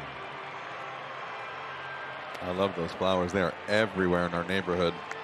And when I first saw that picture, I was thinking, how'd they get to your neighborhood? Yeah, they took that picture here in St. Louis.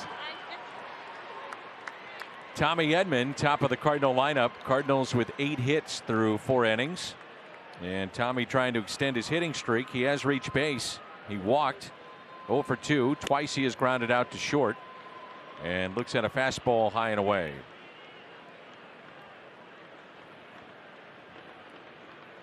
You, I know, are a huge St. Louis Blues fan. And Edman yanks that down the right field line foul. Yes. So for those of you that have tuned in, maybe for hockey, reminder that it is on Fox Sports Midwest Plus, Blues and Coyotes. And it's also known now these days as Bally Sports Midwest Plus. That's against the shift. Tough play here. Edman beats it out and extends his hitting streak.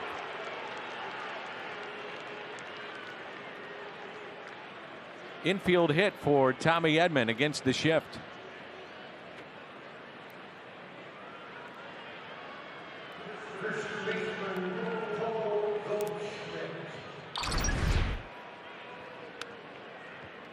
I still don't understand sometimes the way they play these shifts. You got a guy that's throwing 95. And I know he pulls the ball a lot, but I would just be upset if I was the pitcher and I make my pitch and there's your ground ball 3-hopper to the left of the shortstop and the guy's going over there and trying to make play of the year. Goldschmidt on base 3 times, 2 runs scored, 2 singles to center and a walk.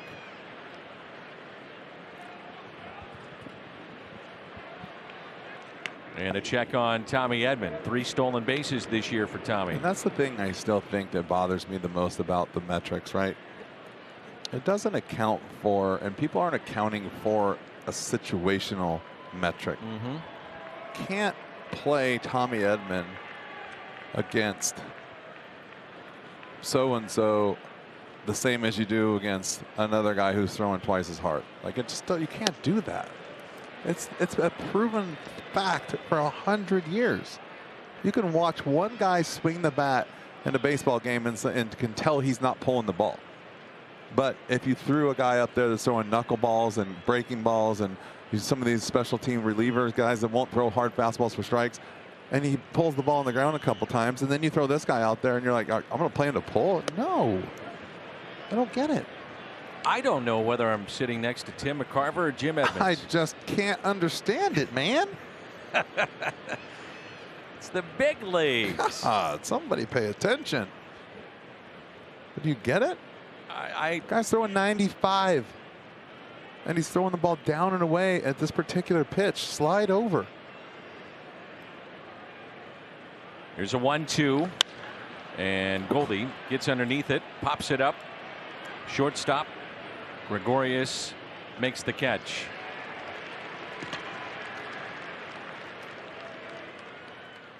StatCast 3D powered by Google Cloud, and the Cardinals have hit 4 home runs. 3 to left, 1 to center. Yachty's got a pair.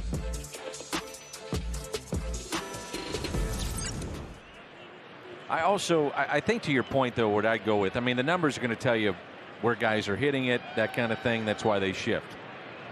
It's pretty simple. However, what about the in-game look of what you have with a particular hitter? I was waiting for you to finish that thought, because I was going to say, and my follow-up to that whole thing was, if you're the shortstop in the big leagues, and you see this guy, you're playing this guy to pull, and all of a sudden you see the catcher slide to the outside against a guy who's battling with 2 strikes on him, and your man's throwing 95, you gotta slide over. You're not paying attention if you're not. Also, looking how a guy's swinging the bat that day. I think that's something else that has to be taken into account. And how your pitcher's pitching and what is throwing. But I just, like, you gotta slide over. I'm sorry. You got to. 0-1 the count on Nolan Arenado. 2 runs scored and a 2-run homer today. Go along with a walk. Runner at first. And a fastball taken high. Can you imagine if you're the manager and you got your best player out there at short and the ball goes up the middle and he says, hey, I thought we were playing out the middle. He says, man, he was trying to throw him a fastball down the way. He's throwing 95. I slid over a little bit. What are you going to say? Well, great job. That's the best we can do. Yeah. Like, when are you going to complain? Like, and if you say, hey, we're playing the shift and this is how we're playing it, you're taking the game out of your players' hands. Agreed on that. Yeah. I was watching a game today, and I'm sorry I bring this up all the time because it's the closest thing I have to the love of this game with my son. And he played shortstop today for the first time. And I said, hey, don't forget all of these little things that are going on out there. You now are not a center fielder and a right fielder. You're in the infield. So he ran out there. I was so proud of him. He ran out there and he said to the third baseman, if you hear my voice, breaking ball's coming. Because I said, are you able to see the pitches? And he said, yeah. And I said, well, don't leave your third baseman hanging, because this one kid was throwing pretty hard, but had a big breaking ball. Look at they just keep coming. Look at these guys. The Hall of Famer Bernie Federko with a bad ring finger. But if you can do that at 15 years old, why are we not doing that in some places in the big leagues? It's a lost art. And it helps so much. Look, team play, you know? For sure.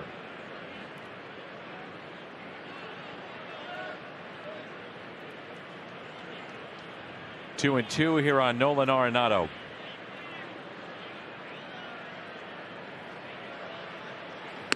And he elevated with a fastball and got him.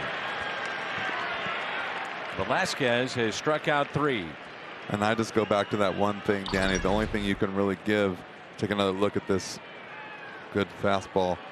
The only thing it takes on defense is effort, and that's just effort. Do you want to be good? Do you want to be good? If you want to be good, do it all. Watch the pitcher, watch the catcher, help your third baseman out, help your right fielder out. It's not that hard. It's literally a split second. There's Yadier Molina, who is homered twice.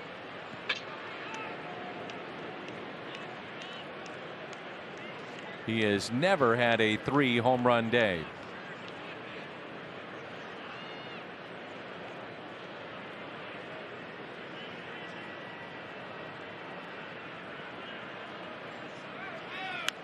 Oof. Swing. He was back in the third with 2 outs. Got the Cardinals on the board with this 3-run homer. Just over the wall. And then went back-to-back with Arenado in the 4th. Go back to paying attention. You're pitching right now. Are you throwing him the ball in the middle half the plate to inside? No. You throw the ball middle away. Make him hit the ball the other way. Edman running and out. What a throw from his knees. Realmuto. Velasquez standing there because the Cardinals will take a look at it. It's a heck of a tag right there too. Quick. What a throw and release. Holy smokes. He's known as the best catch and release in the game, and we just saw it on full display. Oli Marmol there on the phone with the guys in the clubhouse, and no review. First time that Tommy Edman has been caught this year.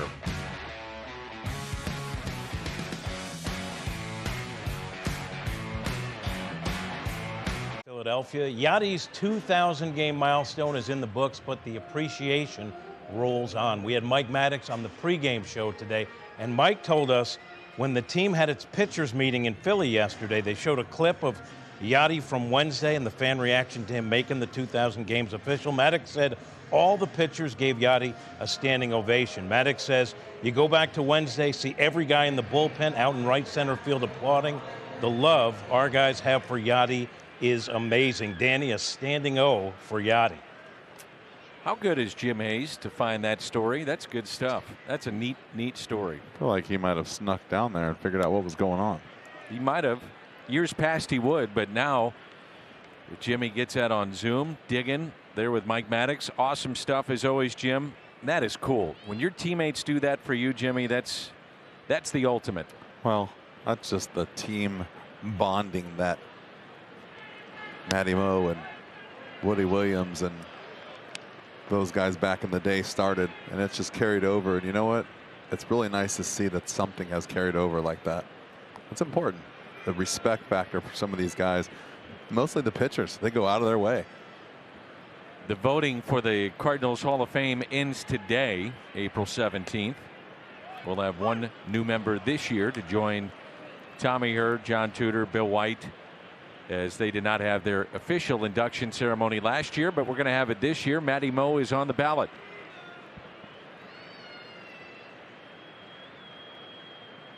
And the 2-1 pitch.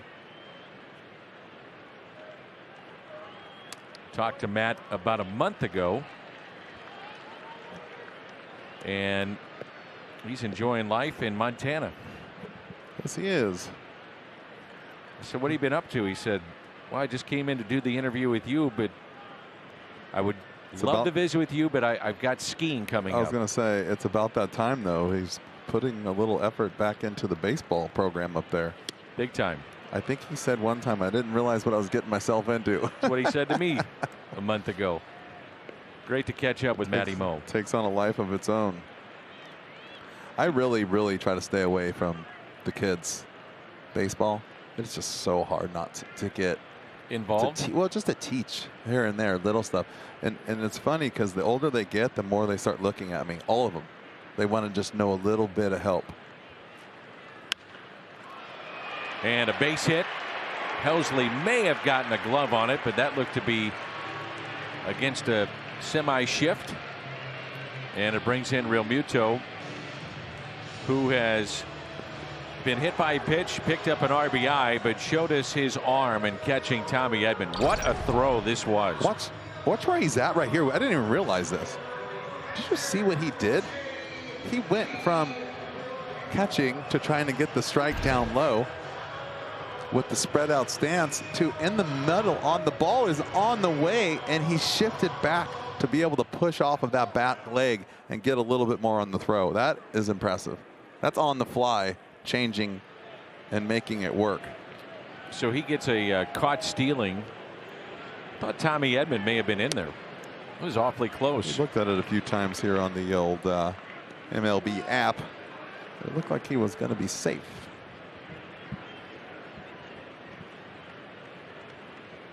That's kind of what I was talking about earlier, though, right? There's not one way to do everything. Just by the way he caught that ball and threw it, sometimes you just got to get it done. Here's a 1-0. Yeah, that's probably not how you were taught. But it's interesting. I don't think I've though. ever seen that before. You know, guys are getting. I've seen Yachty do this a little bit more this year, where they're down on one knee to get actually you don't lower. See guys do that very often with a guy run on first that That's could right. run. That's right. And didn't even think twice about throwing from his knees. I got a story for you really quick when we get a chance to talk about Yachty again. I'll tell you what kind of guy he is off the field. Sent him a text message the other day. This kid that's catching on Lannon's team is struggling with certain things. So I said, what would you tell this kid? He texted right back. He said, wow, that kid is a good player, nice blocking skills, but boop, tell him this. Just like that. It was awesome. Who better to ask, right? I'm assuming you relayed this to the young man. Yes, and I even forwarded him. Floored. I even forwarded him the picture. I screenshotted the message and sent it to him. But it was awesome because, you know, we talk about like, how cool is that? I talk about how like reach out to certain people for, even though you know what you're doing and you're looking for someone else to give you like a different way. I needed a way to tell him. I wasn't going to say, hey, Yachty said this. I just didn't really understand how to tell him, hey, instead of saying just don't do that, this is why. And so I said, well, who better to ask? Give me a better reason why I should tell him this. And he did. I just think it's awesome to reach out to these guys still, and they still care that much about all these kids and people around them. Did you see what he just did there? He has perfected, for lack of a better term, I'm going to say like pancaking the ball. Yeah, I was going to say that was a good one. Well, he knows he can't catch it. Well, that's right. He knows that the probability of catching it are not high. So and if you block it, it could go anywhere. He just wants. Oh, he's already too late. He talks about another thing about you're not expecting the ball in the dirt when you put down a fastball, and so that's why you see catchers get really low. And that's why you see what Realmuto did when he got down there. Is he knows the fastball's coming. He knows the likelihood of him hitting his spot, so they can get down lower and flatten out. Breaking ball, you can't do that because you're expecting the ball in the dirt. And that's why Yachty's had to come up with that, because now guys are throwing so hard. Just know you can't block that ball. That's right. And the ability, too, with the glove to deaden it. That ball doesn't go anywhere. I was going to say, and the other thing is, too, he actually is good at it. Yeah. Where other guys just take a swipe at it, and they don't care if it goes to the backstop or not. Runners are running around the bases. Most guys are just like, oh, well, it's not my fault. I didn't throw the fastball 56 feet. And that is out of play. So the strikeout of Realmuto, and now Alec Bohm.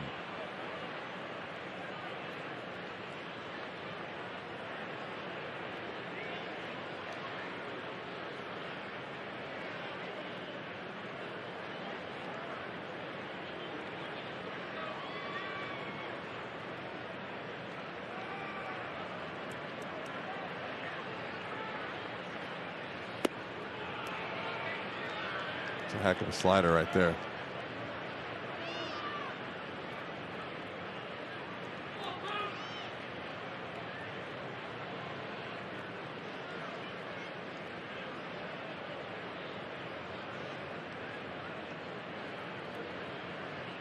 No balls and 2 strikes here on Bohm.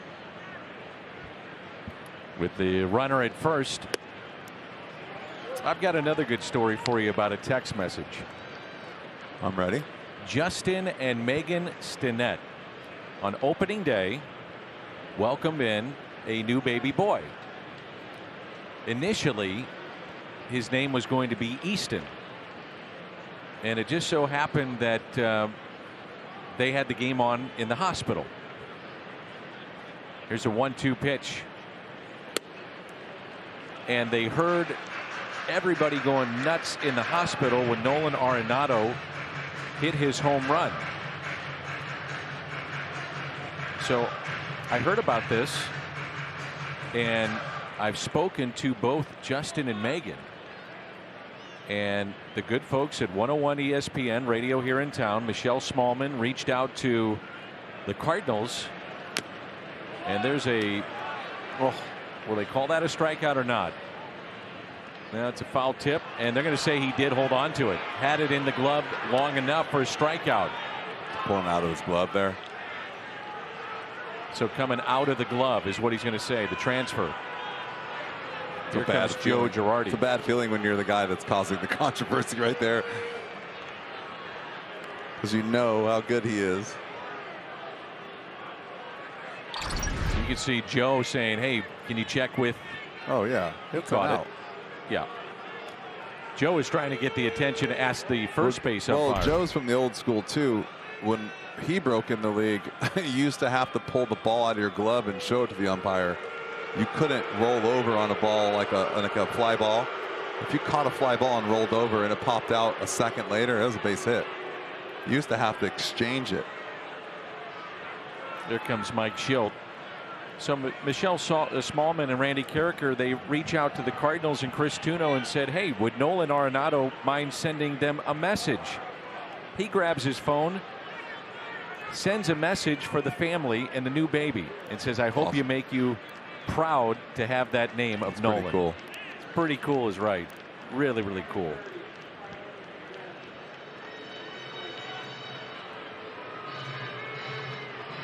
Election, 10,000 fans entering with a ticket for the Cardinals Phillies games April 26th through the 28th will take home their very own replica Jack Buck statue with voice chip thanks to Ameren, Illinois. Tickets at cardinals.com/promotions.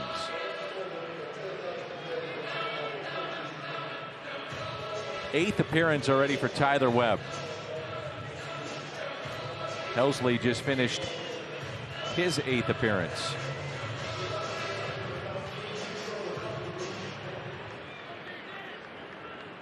So 3 strikeouts for Ryan Helsley, and that pitch taken inside by Didi Gregorius. He's been on base twice with a walk and a single to right.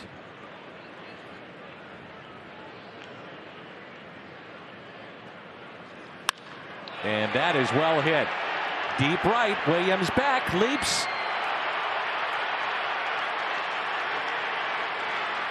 And will that be called a home run or not? They're going to say it stayed in the ballpark, and a run will score at least. That cuts a lead to 9-4.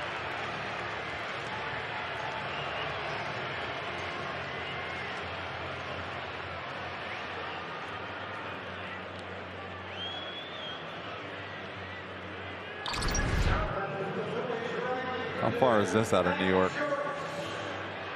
They're going to start giving StatCast for double would have left 4 ballparks. Ball's a missile. So that fencing atop the wall. That fence is right there, protects the people's feet in the front row. Yeah. Kind of an oddball thing. I guess I was going to say, if you look at it from the field standpoint, you're like, that's kind of a weird situation. But if you look at it from the fan standpoint, you'd have some people falling onto the right field grass. And a strike to Matt Joyce.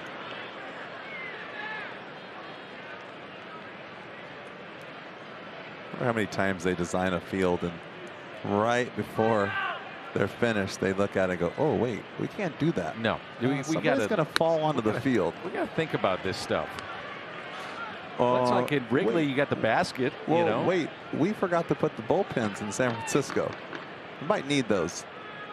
I don't know if that's a true story, but that is one big blunder. That's up and in, and Matt Joyce is not. He does not look comfortable. No, not today. Struck out twice today.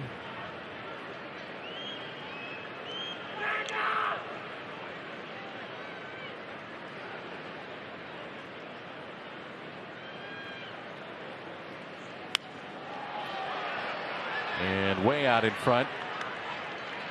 You could just see, I love the body language read. You can read that he's not feeling good, not feeling comfortable, or you can just read that he's flat out frustrated. It's a ball and 2 strikes. Remember one thing I do miss about going on the road? Philly cheesesteak. The best cheesesteak was in the clubhouse. By far.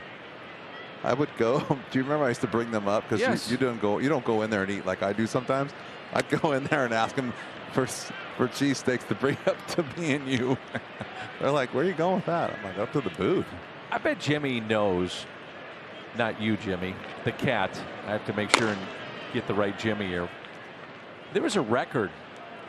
Like somebody had like 10 or something like that one time. That you're going to have to ask the cat. I don't think you could eat 10 of those in the clubhouse, though, because one of those fills you up for a good 4 hours. Half of that sandwich would. That's true. You know when the guys eat them, right? They come for lunch because you can't eat that before the game. They make all those cheesesteaks at like 2 o'clock in the afternoon. Oh, they're so good. Everybody walks in the door and walks straight in there and says, "Can I get one of those?" Webb makes the catch. Remember last year at Wrigley, he dropped one. 9-4 Cardinals. Nola, pair of right-handers. Good matchup tomorrow, and we'll come your way with the pregame show 11:30 on Bally Sports Midwest.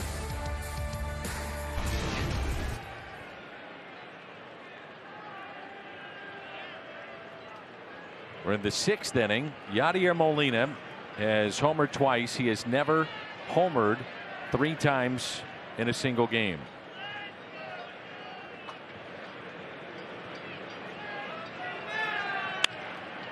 Pulls it foul. Now he would not be the oldest Cardinal with a 3 home run game. That's another legend. July 8th, 1962. Famous day in Cardinals history. Stan the Man hits 3 in 1 game.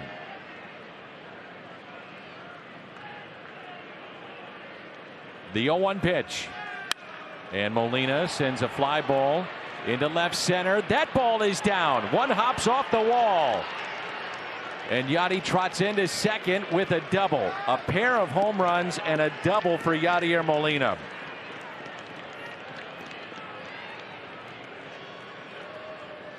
And there's some work today for Yadi Molina. It is nice when you can go home at the end of the night knowing you have hit 3 balls on the button, because that does not happen very often. You can get 3 hits, but you can't hit 3 balls hard like this all the time.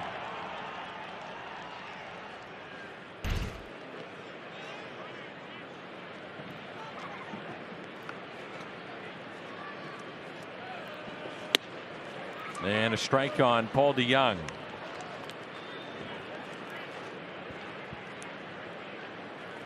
It's the 2nd time that Molina's had a 2 home run game.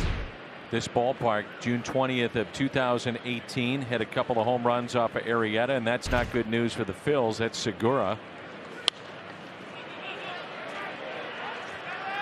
So Torres has taken over at second base. Looks like Paulie's trying to make an effort, stay inside the ball right here. Hit the ball the other way. Hit the ball up the middle. I think that's maybe a conscious effort he's been making today. A little different against the guy throwing 93 to 95, but still the effort is there. 0-2 the count. DeJong with a home run back in the 3rd inning.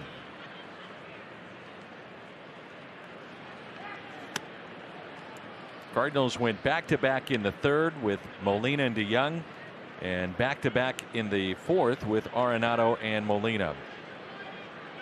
know how many times double back-to-back in one game surrounds the same player. Here's a 1-2 pitch. Change up. What I like right here about him. I think it's, by the way, the first time in Cardinals history to have a player involved in the middle of two back-to-backs.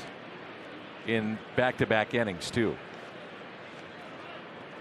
I like right here about Paulie is flinching a little bit with the hips and the arms opening up, and right now he's solid. He might not have a great at bat all the time, but the thought process and staying on the ball has definitely changed. The 2-2 pitch. Outside. See how he's kind of going towards the plate a little bit more. He's staying closed even when he's taking a pitch. Wasn't doing that about 4 days ago. Yadier Molina, by the way, third time in his long career with 10 total bases. So this ties his career high. Got a chance for another one too. Yeah. And a walk. Great at bat. See that right there? Mm-hmm. That changes everything. He swings at that pitch when you're struggling. And you're opening up, and he's been swinging at that pitch, and he's been swinging at that fastball that was off the plate by 4, 5, 6 inches that now is a ball that he's been missing. So all of a sudden, when you start to close up and shore up your mechanics, you see the ball longer, take better swings, and you swing at pitches you can hit and not just swinging to swing. Here's Austin Dean, walked and scored back in the third. He's about due, Danny. I'm not happy with you right now, Jimmy. I'll be honest. I think you're doing a great job. I just stepped over your he's about due. Nope. You've done a great job analyzing the game. It's always a privilege to work with you, but you have made me hungry. Hungry? Yeah. You brought up those cheesesteaks. Now I can't say. Oh, I thought maybe it's that I brought you a coffee and now you're getting hungry. I was like, man, I thought I did a good thing by bringing you some coffee. I got Philly cheesesteaks on my mind. Isn't it weird that you can't? There's nowhere in this world that duplicates those. You can't. You got Geno's and Pat's that I know of, and the clubhouse. And the clubhouse. So for everyone else in the world, Geno's and Pat's. Oh man! I think there's another place not too far from the cheesecake epicenter where Geno's and Pat's at that everyone likes, but I forget the name of it. It's a good take there on a pitch on the outside corner. So it's 2 balls and 1 strike. So here's a hitter's count. Maybe he is due right here. There you Tony go. Lukes. Someone's listening to us.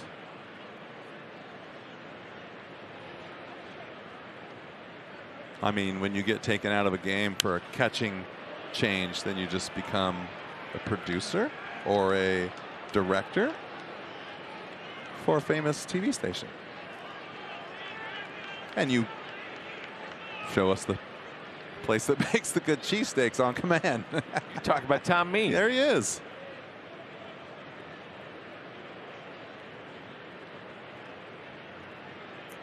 Two and two the count with nobody out and 2 runners on for Austin Dean.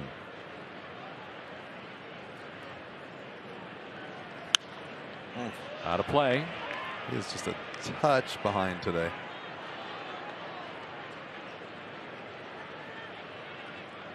Tell you what, you see these swings and you can see that Austin Dean looks like he's late and everyone's like, oh, he's slow, he can't get to the ball. I'll tell you right now, if he hangs him a slider right here, he might hit it a mile, because he looks like he's trying to stay on the pitch and not fly open, and that's when you get a pitch to hit that's off speed. Went with the breaking ball, but off the plate. So 3 and 2. Does not want to load the bases. Should get a pitch to drive here. The Cardinals. Gotta go back to the fastball, I'm sure, here, huh?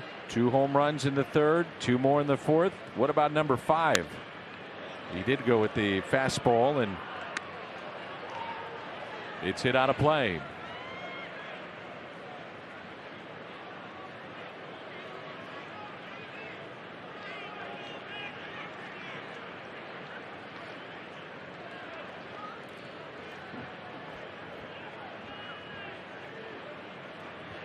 Another fastball here. I think you have to. It's like a changeup. 3-2 pitch. Nope, fastball. That's off the plate. Good at bat. Bases loaded. Really good at bat. That's the 8th walk the Cardinals have received. That's a really good at bat. Back to back right there.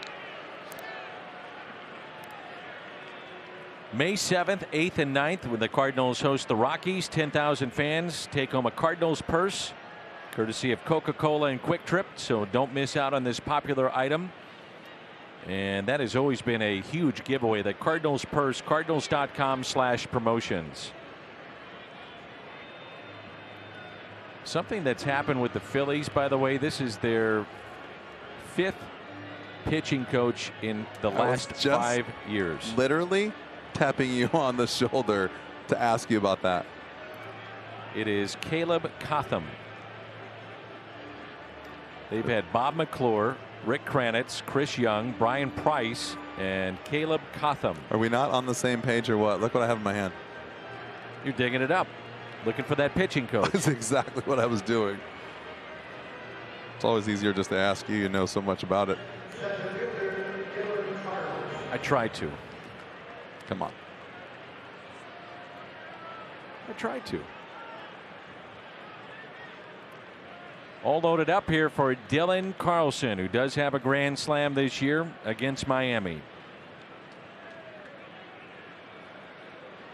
Look at this changeup right here. And a strike. Good take. Isn't it amazing how much you can see from behind a catcher and a pitcher between the signs and just the pitcher's hand and the glove? They try to teach you at second base to really see that and relay that. You can see the changeup in his hand right there. You relay signs, and that's how good teams in the past always did that. Toronto Blue Jays were amazing about it. Now, would you get in trouble? I mean, not in trouble because it's not against the rules. You're in trouble if you don't pay attention and you keep allowing them to do it. You're not in trouble. But I was told by a former Blue Jay that it was almost frowned upon if you didn't make an effort to do it. And to the point where almost if you weren't a stud, you weren't going to play if you couldn't do it. What if you get caught, though, at second base relaying said pitch? Well, you better be right. But they make it, teams like that will make an effort.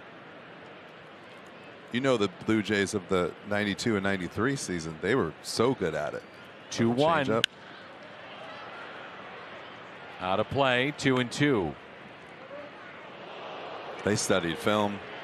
Early 90s teams, Blue Jays. 92, 93 when they went back to back. Yep. They studied film. They talked about it. And they literally said, like, Joe Carter was the guy, one of the guys behind it, like, hey, this is important. Like, 75% of us can do this. It could win us some ball games. Smart. It's the game. I mean, if you're giving it away, why not take advantage of it? There's nothing wrong with that. The 2-2. Oh.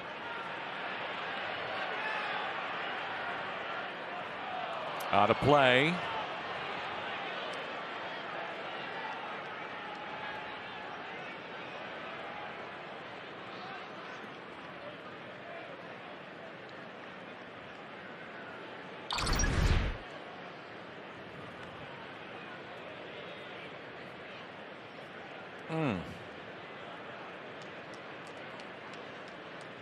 Oops. So 2-2 the count. Nobody out. Bases loaded. Velasquez really needed that. That could have gotten caught. And that's a pick-me-up.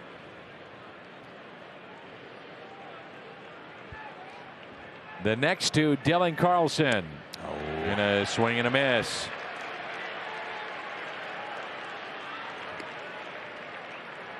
Got excited. Thought he was going to get himself a fastball right there. Battled through that changeup fastball combination, and then good pitcher's got to make an adjustment, and he did. Comes a double switch.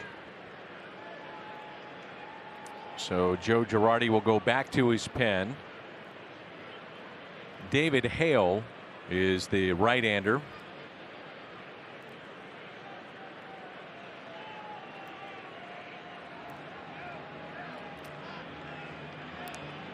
And we'll give you the changes when we come back.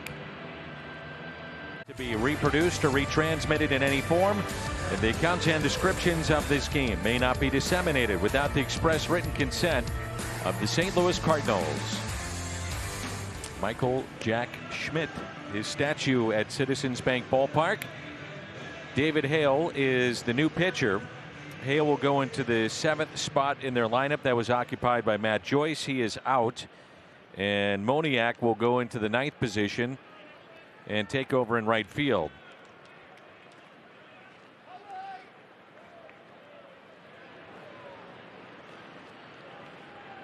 So the base is loaded now for Justin Williams.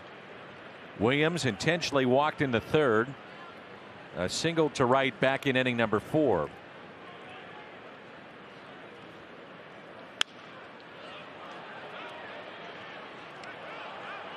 Jordan Hicks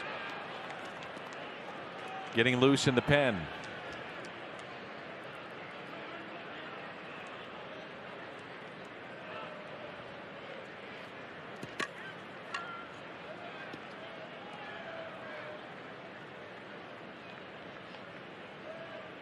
The 0-1 pitch to Williams. 1 ball, 1 strike.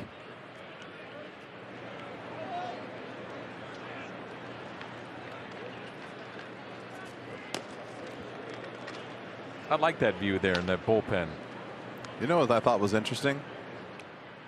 Gabe Kapler was the manager the last time that we went to Philly. And in his office, he has 2 huge TVs. And they're both on, well, the one I watched was on their bullpen. So he can do his work in his office and watch guys throw bullpens, not during the game, but like during the day, early on, like guys will come and throw before they're stretching on the field. I thought that was a great idea. I talked to Mike Schilt about that. That was kind of cool. 1-2. Hale will go to the plate. The out there to first and double play. 1, 2, 3 on the double play.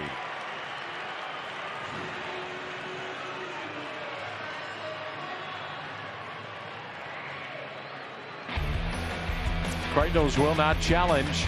It's a double play to end the top of the 6th.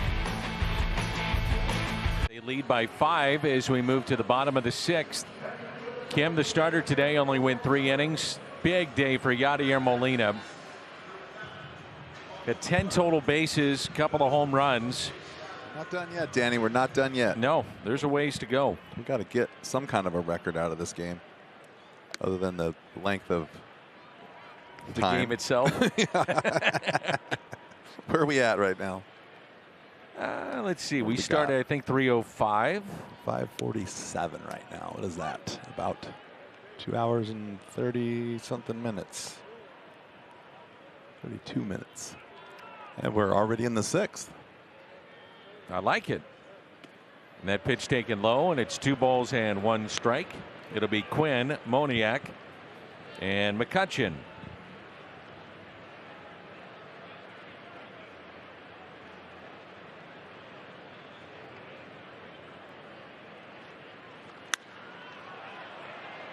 Hit down the right field line and out of play.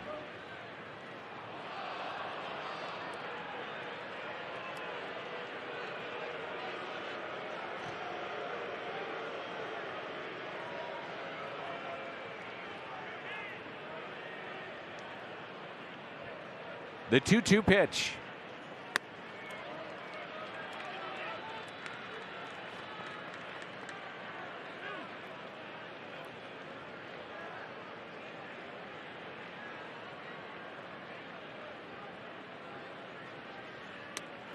And up and away. So you got to be careful right here and not start giving away runners. You only have a 5-run lead in a really small ballpark. Can't let this crowd back into it. Can't give away. Talked about yesterday. Run here and a run there puts you within striking distance in the last 2 innings. You don't want to give that back.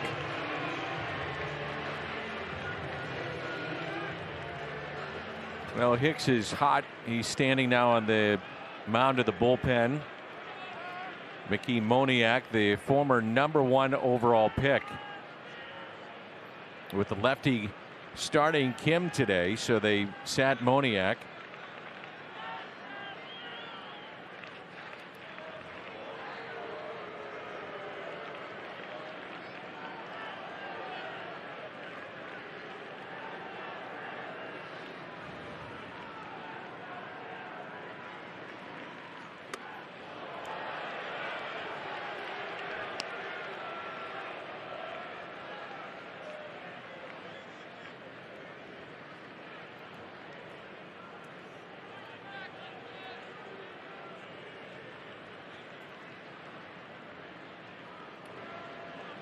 Quinn, the runner at first. You run here?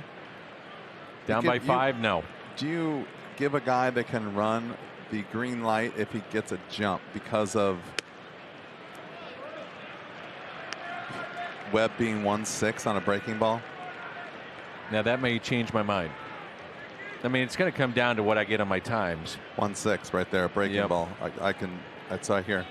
I got it in my brain. Yep. I can count that slow. But I don't think I would down by 5. Oh, I guess there's a bunch of different ways to look at it, right?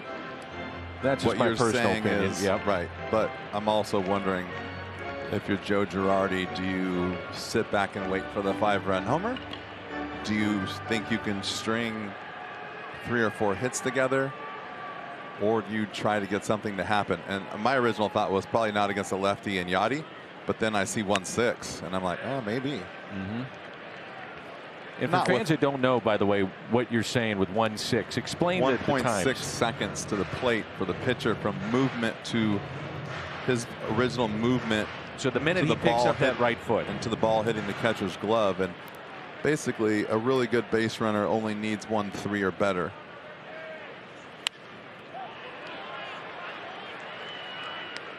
But, you know, and that's 1-5 on a fastball.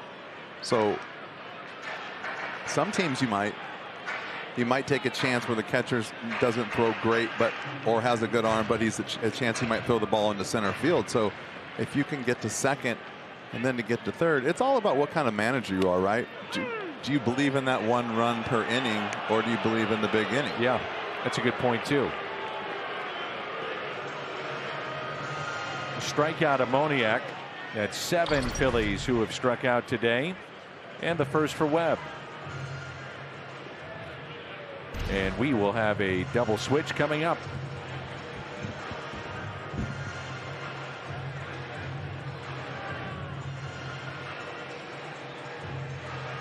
See right there, 5 innings this year. So far, 5 games.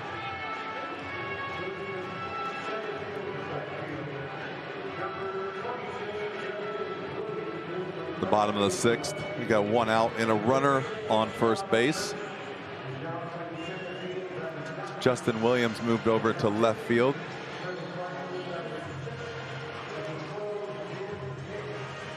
Looks like Dylan Carlson moved over to right field.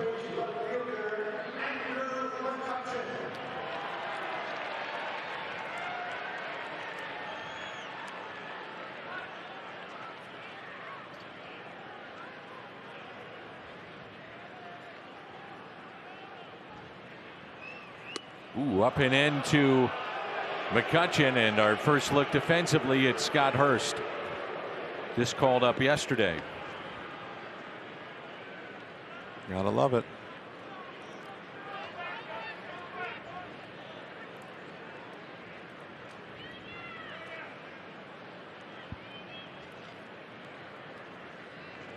So a runner at first and 1 down.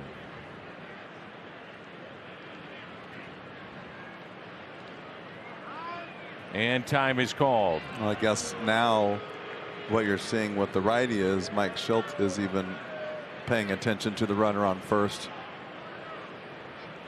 Maybe he was thinking about what we were thinking about.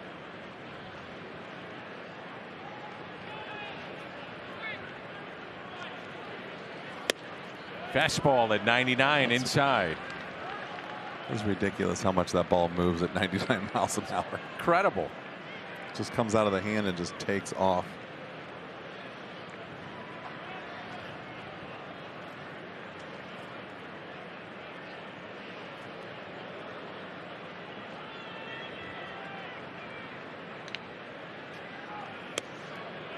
I don't remember McCutchen being this far off the plate.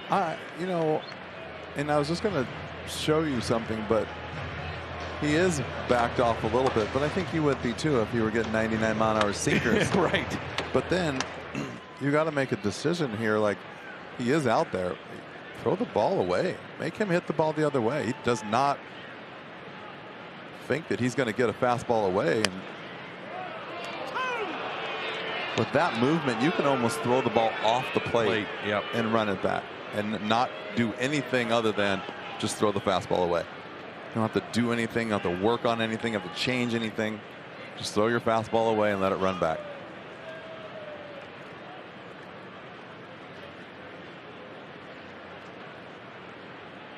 Runner at first is Quinn, and the 2-2 pitch to McCutchen.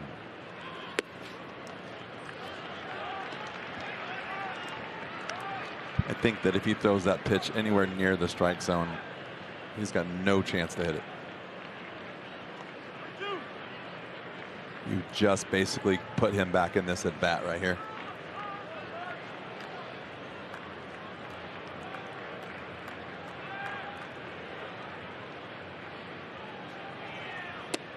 And he walked him.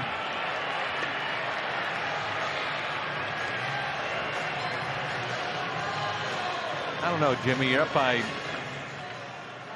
5, and you got a guy throwing triple digits, and you go with a breaking ball on there. Not really sure of that either. And I think the lost art of just throwing fastballs away when you're ahead in the game and making them hit the ball the opposite field to beat you is gone. I'm thinking right there, if you just throw a fastball away, like we were talking about, make him hit the ball the right field. Here's Torres after Segura was taken out of the game, looked to be injured. We don't have the official word yet from the Phillies as to why he left. And the first pitch by Hicks is a ground ball, slowly hit, gloved by DeYoung, and they get him. Wow, that's gotta hurt. Yep. That's in on your hands and in your kitchen. I was gonna say that's what they call the kitchen. Don't know why they call it that, but that's what it is.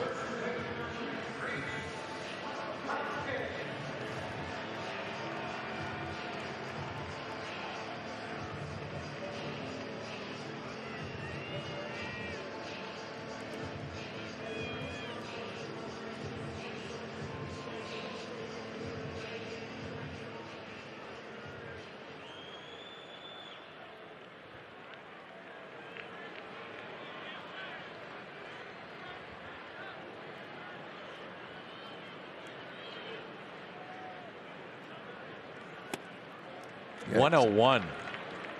Watch your thumb, Yachty.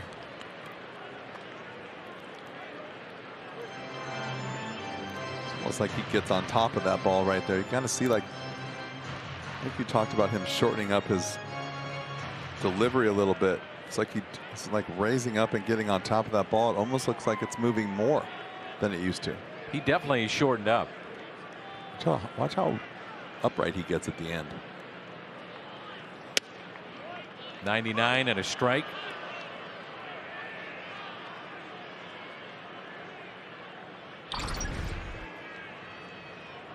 It's a little bit more compact.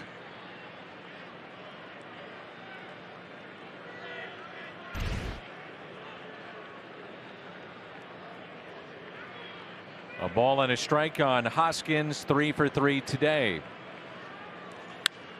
Does have a 4-hit game, and that was against the Cardinals back in 2019. By the way, there's from the Elias Sports Bureau, they're reporting that officially no Cardinals player in the last 60 years has ever been a part of 2 back-to-back home run games. Last was Kyle Seager, Tom Murphy for the Mariners in 2019 in the 4th and the 6th. So Yachty has done that today. The 1-2 slider.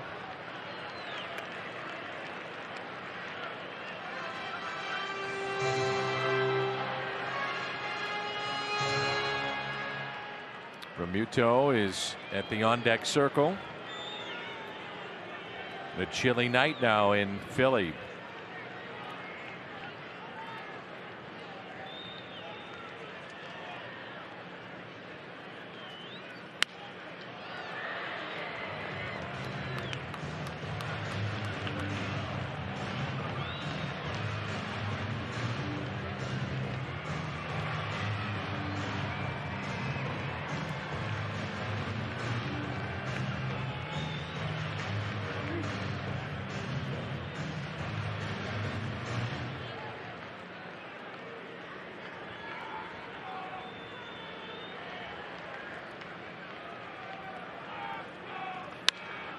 And that's hit out of play.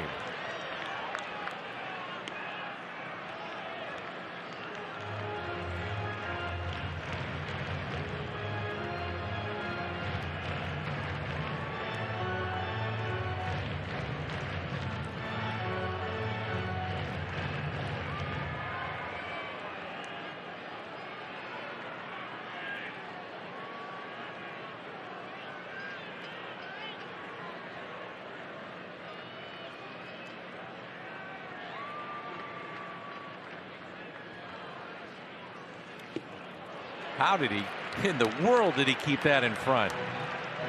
That hurt right there. I don't know if he's smiling Play. because it hurt or if he's smiling because he can't believe it. It just put him in such a bad position right there. Watch the ball bite. Look at that.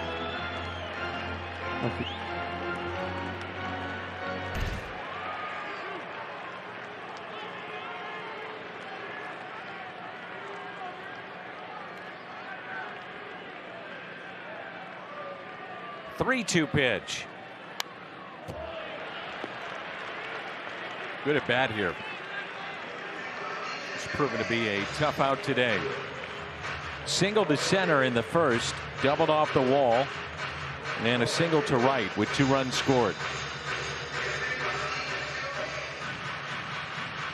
Inning started with a walk issued to Quinn.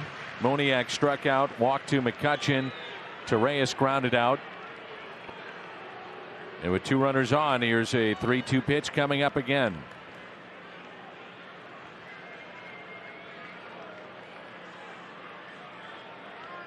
And now Yachty out to visit.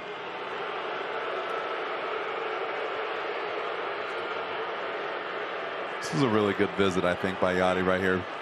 Back to your conviction. You don't want to put something down and second guess yourself as Yachty, knowing some of these young kids won't shake him off. So you want to know, what do you want to throw here? What do you feel comfortable with? Because slider has been good and then been in the dirt. Fastball's been right down the middle and then all over the place. So you don't want to keep putting people on base. And do you want to pitch to this guy or do you want to go after the next guy? Now time called.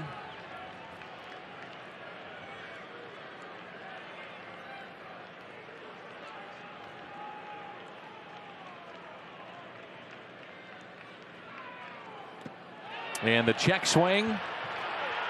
He went. It's a strikeout for Jordan Hicks.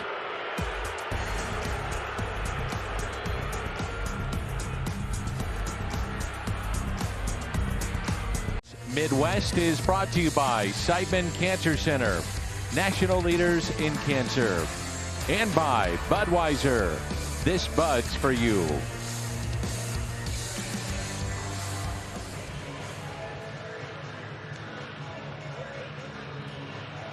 Hurst will lead it off for the Cardinals in the top of the 7th.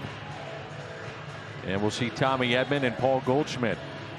Hale got the final 2 outs last inning. Cardinals had the bases loaded. Carlson struck out. Hale came in to face Justin Williams and got a 1-2-3 double play. This is the Honda home run inning. Cardinals hit a home run. The Gateway Honda dealers donate $1,000 to the Make-A-Wish Foundation. We saw Hurst make his major league debut last night, flied out.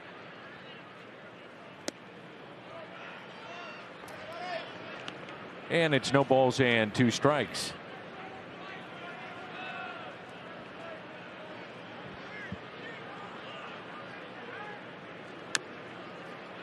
Taps it foul. Another good changeup.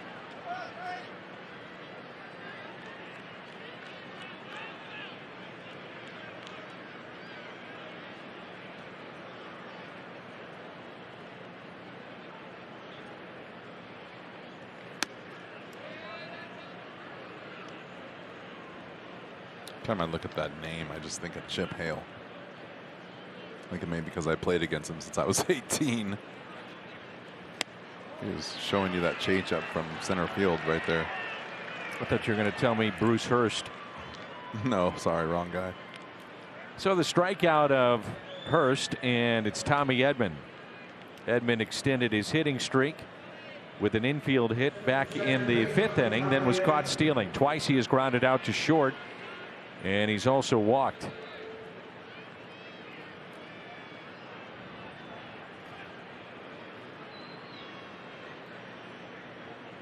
Cardinals, if you've just joined us, as Tommy is looking to bunt with back-to-back home runs in the 3rd and then back-to-back home runs in the 4th, and the 12-game hitting streak is our BJC Healthcare difference maker.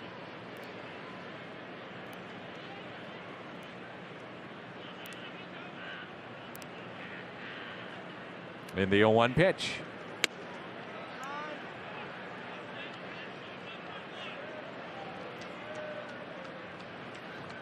See if he doesn't get a changeup right here after that fastball inside. Nope. Oh. And he yanks it foul. That's like different than a changeup, because he had one changeup really took off and he had his whole hand on the ball. That time was a little bit more of just a straighter fastball with a little dip to it, but not the velocity. I think Tommy has really improved on what he's done against changeups. Would you agree? Yeah. Lifts a fly ball out to left field. Catch is made. That is the changeup right there. Yep. Sometimes you would really see him, though, out in front, commit to it. Well, I think it's just like anything else, right? If you're going to pitch a guy in and you're going to make him inside conscious, and everyone gets it. So he'll get that way, too. And then you get fooled by the changeup. But if you keep throwing balls away, you stay on the changeup better. That is the whole reason why you have to pitch inside, especially in the big leagues. Here's Paul Goldschmidt. On base 3 times. 2 singles, 2 runs scored, both hits to center field. And the 0-1 pitch to the Cardinal first baseman.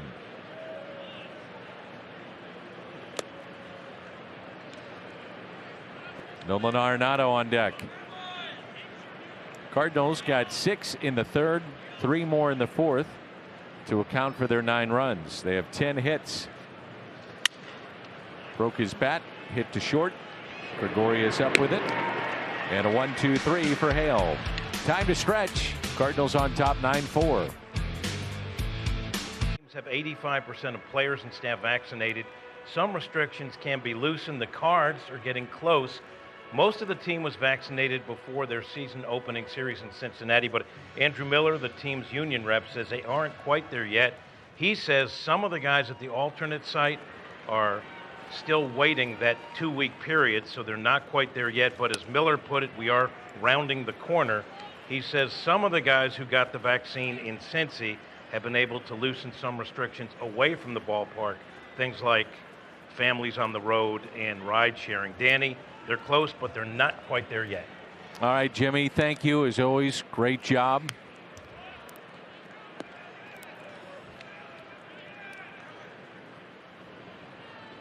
I love what Jim brings to our telecast. The best.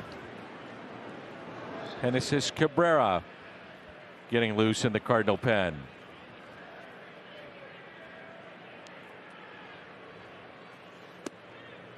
Good slider, a little bit low. 2nd inning now for Jordan Hicks. Realmuto, Baum, and Gregorius.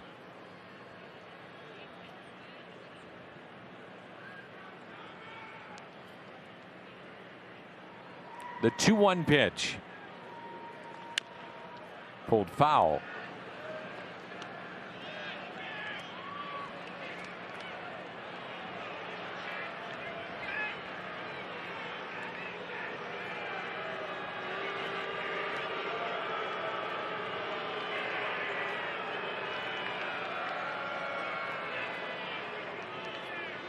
The 2-2.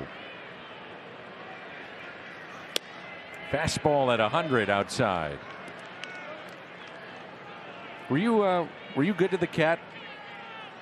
I thought he was a good guy. Okay, you thought he was a good guy. A good guy. What about after a tough loss and he came around? Oh, hey, man, Jimmy, you know you want to chat with him. Did he give me a few bites here or I what? don't think I was as chatty as say Wow, 100. Matt Halliday with him, but you know, him and Matt have a special bond. They do.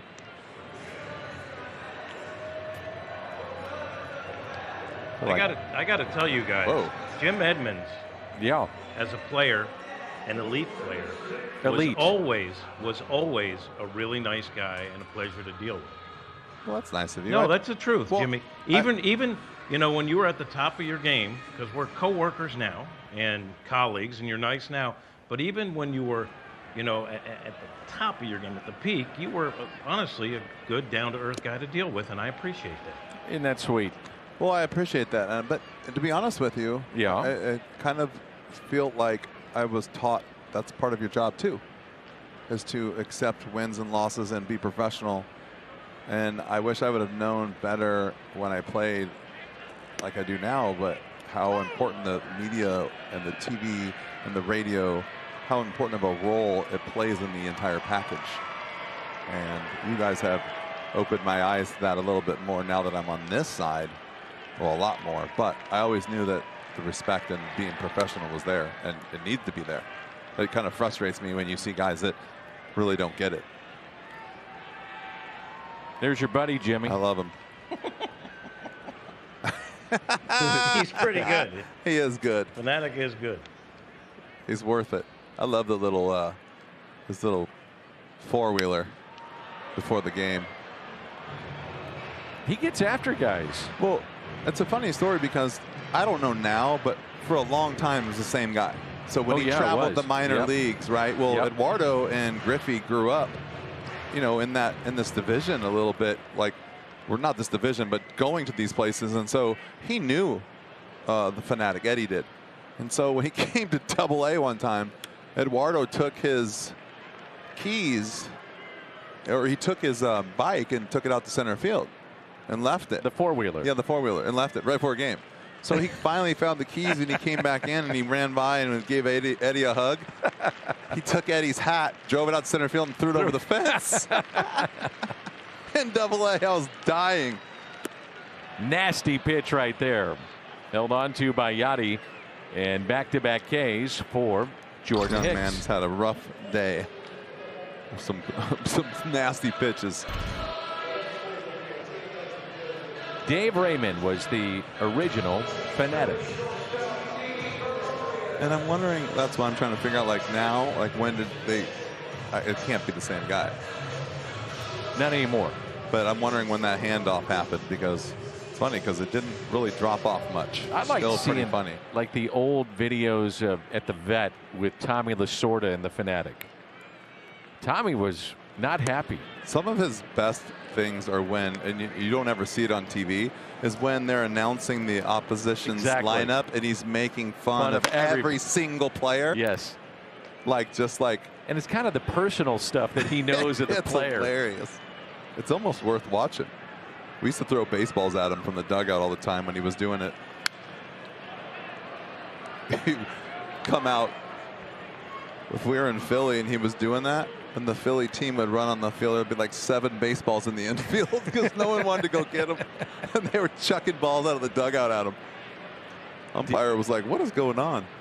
Dave Raymond, by the way, the original Fanatic, he actually started a mascot school. He trains mascots. Well, nothing like learning from the best. Yeah. I mean, the chicken, we got Fred Bird. And the chicken. The great thing about my era, too, was those guys all came through the minor leagues. Yeah. I don't think they do that anymore as much at all. Max Paxton. Yep. They did the guy that used to blow himself up in the box. Do you ever see that guy? Yes. Hicks makes the play.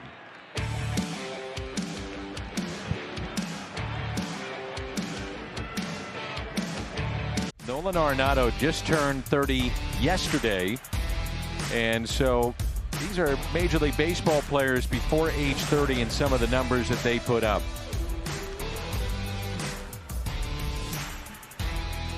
Not too shabby.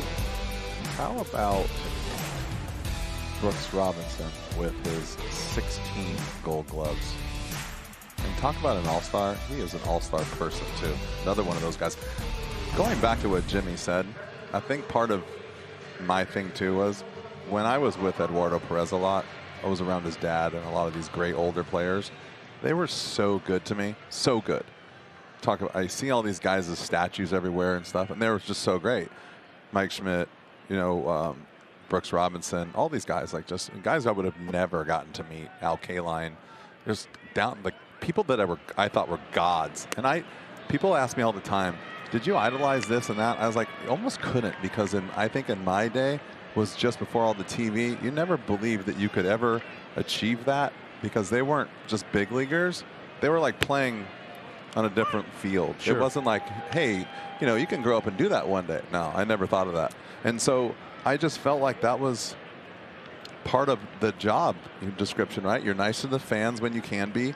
You try to sign. You try to do all the things you can within reason. I mean, there's times you can't. Like I was thinking about it today. I hope someone doesn't stop me because I'm late and I was running into the building because there's a whole bunch of kids outside. And I'd hate to have to say I can't do it right now. And a lot of that came from Mr. Perez. The autograph, write it allegedly, time, treat people so nice. These guys were amazing to all of us, and so I tried to do the same, and I still try.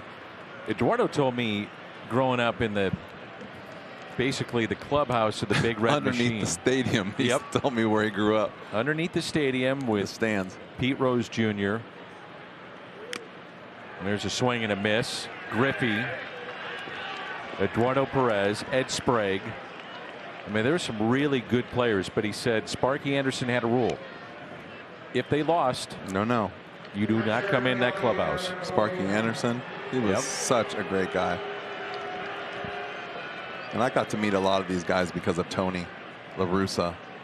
And it was just like an eye-opening experience when I started playing here. Yachty pops it up. He's had a big, big day. It's turned into a night.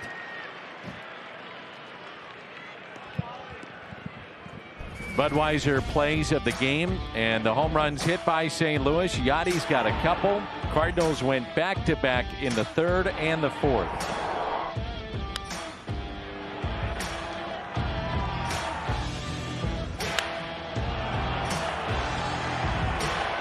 What a start to the season for Yadier Molina.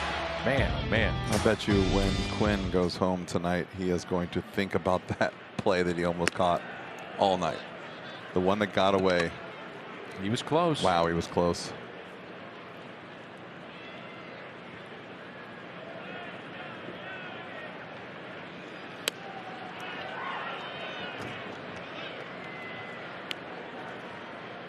DeYoung is fly to center, home run, struck out, and a walk.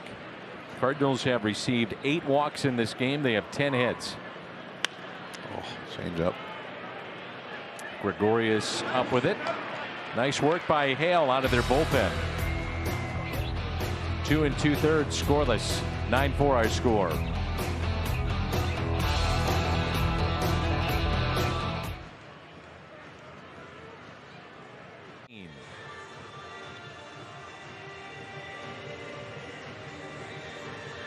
So here is Genesis Cabrera. Lefty takes over, and our Chevy Cole to the pen. Cabrera's last appearance against the Phillies was May 29th of 2019. And that's when he became the 2000th Cardinal in franchise history.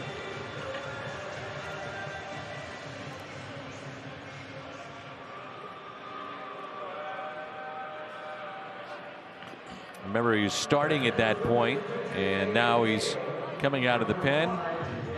This guy could be a weapon.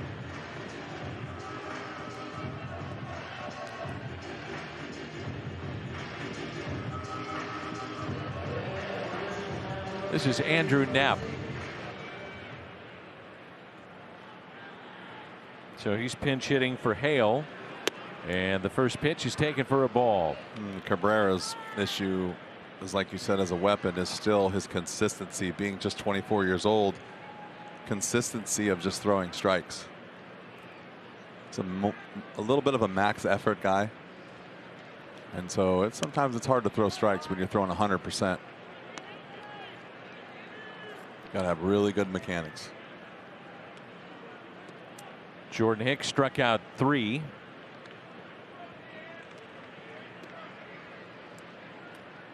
And now it's Cabrera. We've seen Helsley and Kim as well.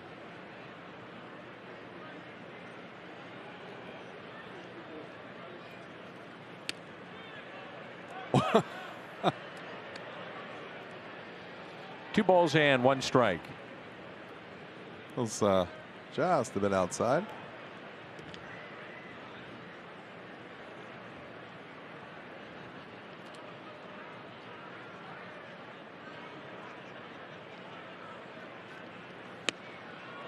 Fastball, 97 from Genesis Cabrera. And it evens it up at 2 balls and 2 strikes.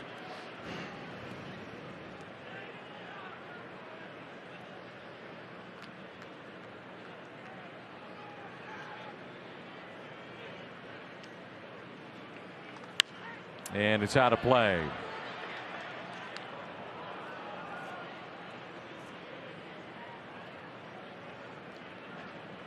Seen a combined 11 walks in this contest.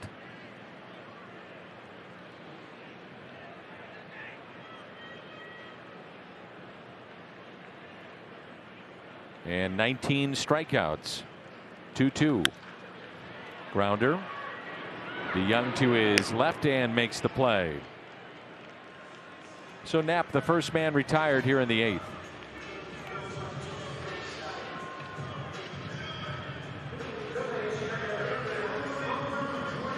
Roman Quinn. And then Moniak. Quinn hit a soft liner to short that was caught by DeYoung. Popped out with Ryan Helsley on the mound in the 4th and walked his last time up in the 6th and left stranded. See Yachty right there. I love when he does that. He's going to slide outside for a fastball away, but he's looking at the hitter to see if he's looking back or if he's watching. But he doesn't. He slides to the inside. He knows he can't see him. So when he slides away, he knows he's putting himself in a vulnerable situation. So he'll peek. Yeah.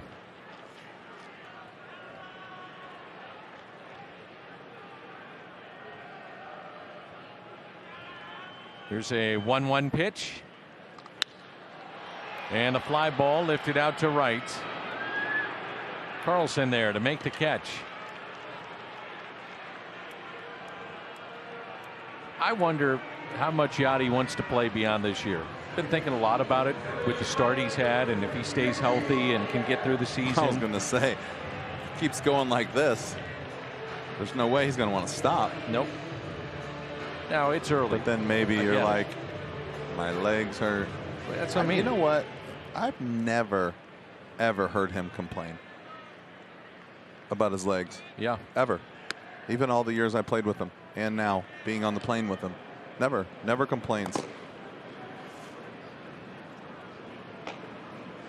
That's saying something in itself. Yep. 1-0 pitch. Slider and a beauty, but missed on the outside corner. Moniak is 0 for 1. Part of a double switch for the Phils.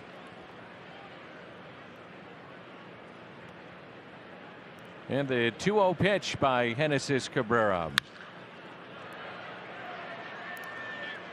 Williams will give it a look, and it's out of play. It's been an incredible start, no doubt, for Yadier Molina.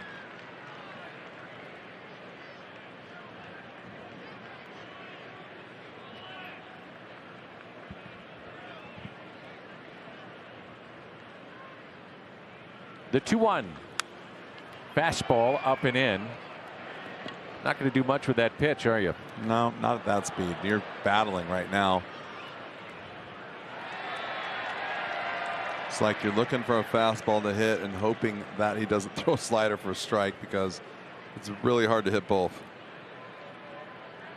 And the 2-2 pitch. Slider, and he struck him out. Like I said, you take that pitch, you got another pitch to work with.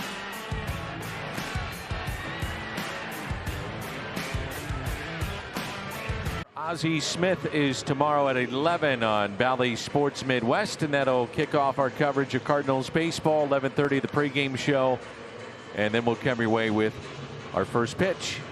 I think they should have a elite Hall of Fame. Elite Hall of Fame. Like the best of the best. That's also known as the Hall of Fame. Well, I mean, the best of the best in that class, like Ozzie, shortstop. I don't know. I'm saying you need to make a big deal out of it. I'm just saying it would be nice to be recognized as you are the, like, what you'd pick like a starting lineup out of the Hall of Fame. I'm not doing that.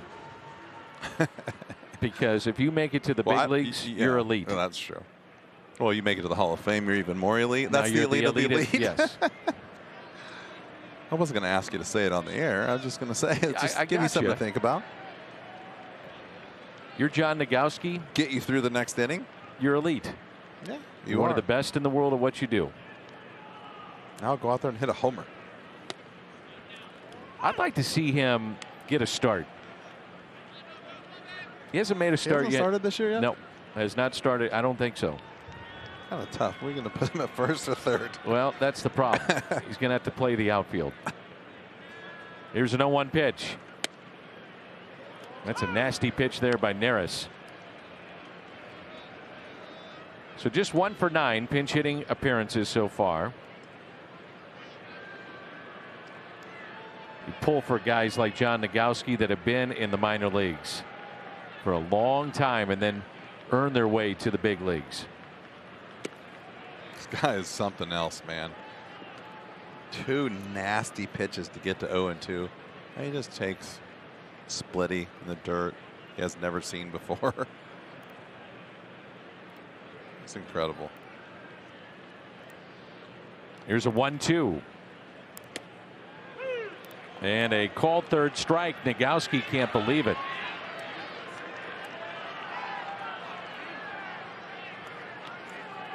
To be honest with you, I haven't been too impressed today.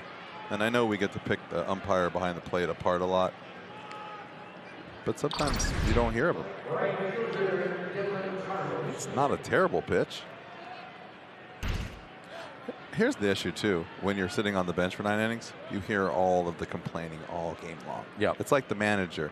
The manager has to do such a good job of keeping his head cool when that happens. That happens over and over and over. And you know who you can trust and who you can't trust. But you know, most of the time the players know where the strike zone is. And so when they come back really complaining, it adds up.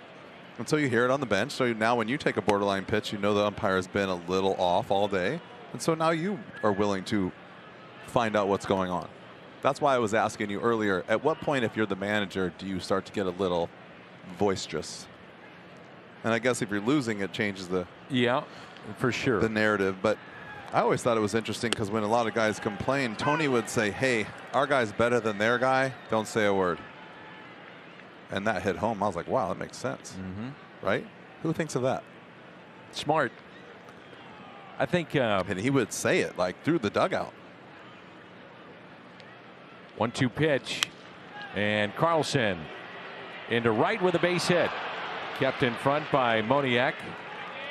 And Dillon has a base hit with 1 out here in the 9th. It's amazing, right? You don't swing at bad pitches. You wait, and you get a pitch to hit. I think the other thing, too, and I've talked to Mike Schilt about this, is that you don't want to have the reputation with umpires that you're complaining a lot, and it gets around. For sure. And that's so you're going to be really careful about when you pick your spots to let it rip with an umpire and state your claim. And it's smart. I mean, you have to. I used to love, like, in the olden days, when you could literally not really argue balls and strikes, but you can kind of let them know that you're not really happy with the strike zone. Sure. Whether it's on the way back. Tony used to do it in between innings. Like, he would pretend to go out there and talk about something else. But if you do it like that and you're discreet and you're smart, I think that's the way we were all taught. Like, you're not trying to show anybody up, but by the way, you're showing me up by not giving me a good strike zone. And then the manager is basically saying you're showing up my team by not giving us a chance to hit. So where do you address that so you know so he knows you know? I remember seeing you a lot of times. You'd play at the dirt. You dig in the dirt like Williams. That's the way I was taught. And put your head down and have your conversation. I just felt like and this is a stupid analogy, but you're taking money out of my pocket. But you're basically not a stupid analogy. you're basically taking my job away from me Yeah. by, I know what I'm doing. I know what a ball is and what a strike is. Yeah, I might not be good all the time, but I definitely know when I'm taking a pitch that's not a strike. So Yeah. I think you should maybe do the same. You're not going to be perfect all the time. And a lot of guys will say, hey, I missed it. Good umpires, respectable umpires. Jim You can have Joyce, the open Jim conversation. Joyce, Tashida, guy I could list a million guys. Yeah, I'm sorry. Or he'll say, go look at that one and let me know. And I'll be like, you missed that one. He'll be like, all right. But he doesn't want you to yell at him until you know for sure. Right. Because they don't trust you unless you have that rapport with them. 1-2 pitch to Justin Williams. Held on to by Realmuto. I think Justin maybe thought that hit the ground, but held on to and a strikeout.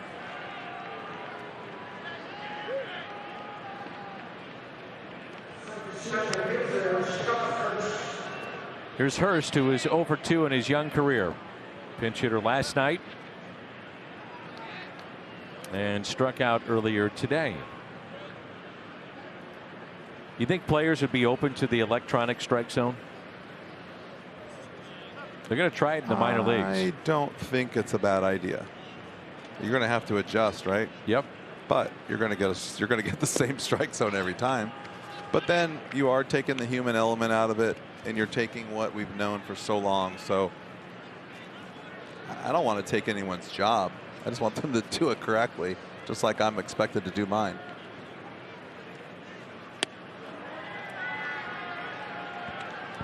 I watched how they were doing it. I guess it was in the Arizona Fall League. But essentially, they would have a person up in the press box and immediately was able to indicate ball or strike to the umpire in their ear. Big old thing on the sign. It should just be on the big old thing on the scoreboard. The other thing that I don't like about the strike zone, and this isn't anything that probably most people don't know, there's different automated strike zones that they get reads off of, right? How good the umpire did that night, whatever. And they vary. Because I've heard them say, oh, in Milwaukee, it's a lower strike zone. And here it's a different strike zone. So that's also confusing, too, because now they're calling what they think they're supposed to call. They've out hit the Phils 11-8 here in game 2. Trying to snap their losing skid. And it's our Chevy call to the pen. Alex Reyes is in.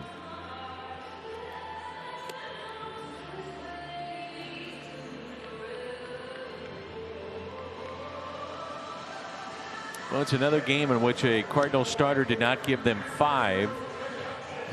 Cardinals now in 14 games have one quality start. So the bullpen trying to get 18 outs. And the bullpen has done a nice job today. Again.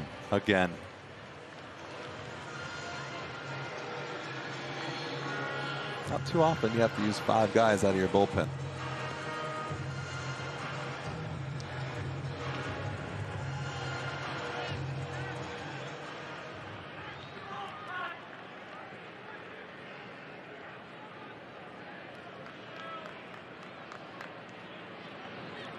And the first pitch at 96, a ball outside.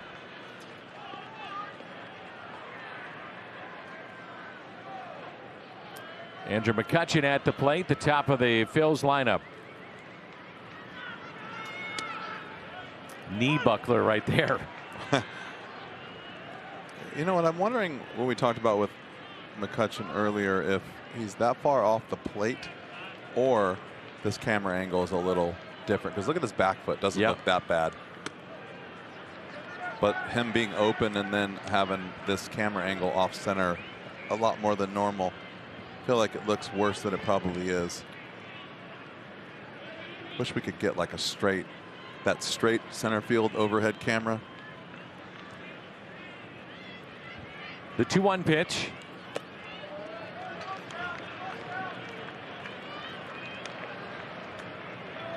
Three and one. Let me see if I can't sneak around on this computer and find something. Just so we know a little bit better. And the 3-1 pitch by Reyes to McCutchen. Leadoff walk. Ken Rosenthal reporting that the Twins-Angels game postponed due to COVID-19 issues with the Twins.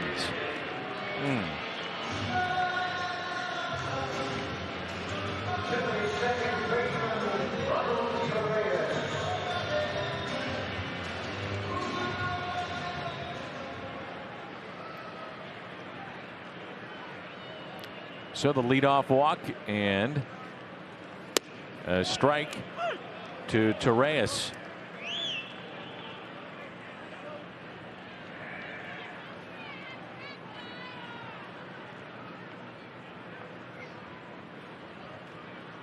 Somebody texted me. Oh, yeah? The elite of the elite are the first ballot Hall of Famers. There you go. Thank you, Debbie.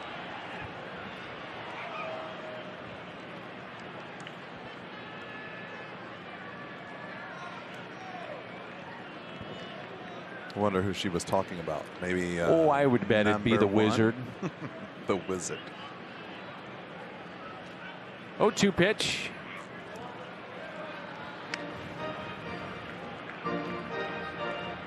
I really believe with the passing of Stan and now Red, Lou, Gibby, you think about Ozzie as being the next guy that carries that torch of the greatness of this franchise. Would you agree? Yeah, and to we be have fair, Bruce and we have others, but to be fair, and I think if people were thinking what you say, he already does. We all know this, but he already does. But yeah, you're right. Now he is and he always has been. But those older guys were always looked upon as special, and Ozzie is the greatest shortstop ever. But you're right. He's like. He's the general now, for sure. But he does so much in our community. That's why. I mean, he lives here everywhere, visible. He's awesome. This golf game probably needs a little work every now and then, but should be expected. That was Jimmy that said that, not me. Should have disguised my voice better. I could see me getting a phone call. Now, he's going to hit me with his driver. I was listening to you guys the other day. Probably playing golf right now. If you want to go play a little golf, we'll put some money on that. He's probably playing right now, so I'm laughing. Sun's still up. There's a chance he's on the golf course.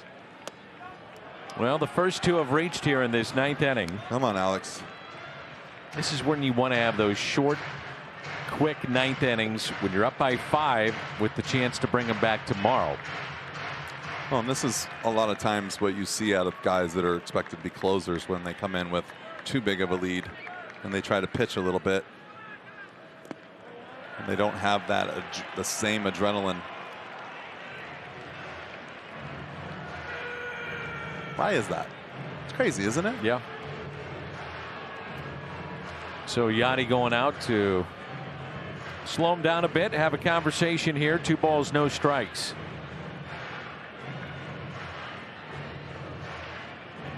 I always say this about Ozzie. He was my guy growing up. Loved watching Ozzie Smith. Favorite player. And I say this all the time, Jimmy, you hope that your idols live up to the expectation of when you meet them that first time, or you get to interact or get that autograph or whatever. He not only meets it, he has surpassed it. That's what he's meant to me. And I think that is a valid point, what you bring up. I wish that I had that same experience, but I just know him like I know him now. Like I didn't know anything. I mean, I just didn't know enough to know growing up in California, and literally walking the door here one day, and I'm now playing on the St. Louis Cardinals team, and there he is. Like, it's just like, and now you're friends. It's not like I had a chance to be like, oh my gosh, it's Ozzie Smith. It's just like he walked right up to you and be like, hey, and all of a sudden you're family, and it's pretty impressive. 2-2, nasty breaking ball there.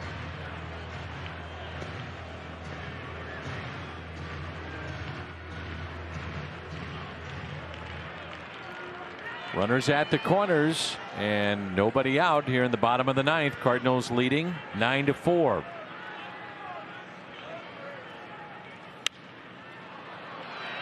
Out of way. Goldie over and out of room. Did you see that Max Scherzer passed Cy Young? Yeah. I mean, does that really mean anything to you as a young kid? Can you imagine? No, Hey, Mom, Dad, guess what? we didn't see Scherzer in St. Louis. I believe he would go in the final game coming up of this road trip for the Cardinals against St. Louis. Mom, Dad, I just passed Cy Young on the all-time strikeout list. Oh, yeah, I saw that growing up. Don't worry about it, son. It's amazing. What a career. And a Hall of Famer. 2-2. Out of play.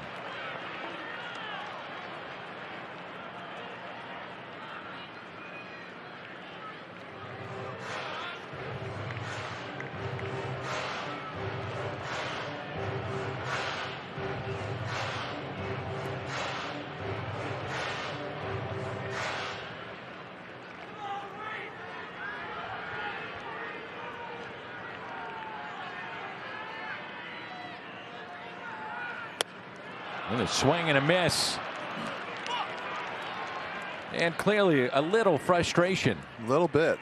You see can't really tell a lot, but when Yachty went out there, the difference I see in Alex Reyes is just a little bit more blatant with his delivery. A little slower, a little more rhythm, a little bit more balance. I felt like when he first got out there, like we talked about, 5-run lead, just trying to get a ground ball, not thinking about my mechanics. I might be rushing a little bit. So Yachty has to go out there and be like, hey, slow down, get your balance. And all of a sudden now looks like he is kind of more in tune with all of his pitches. Happens even at this level. Yeah. McCutchen talking with Arenado and runner at first to Reyes. Realmuto at the plate. That ball gets away and McCutchen stays put. Runners at second and third. Reyes advancing to second base.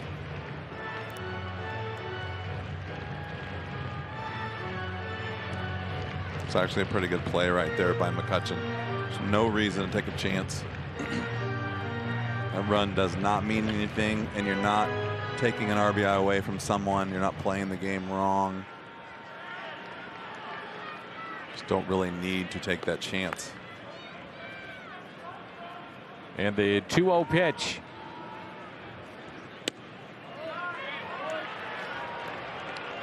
Well, pitch count getting up there a little bit for Reyes in terms of if you wanted to bring him back tomorrow. Going to be cautious with him anyway. 20 pitches.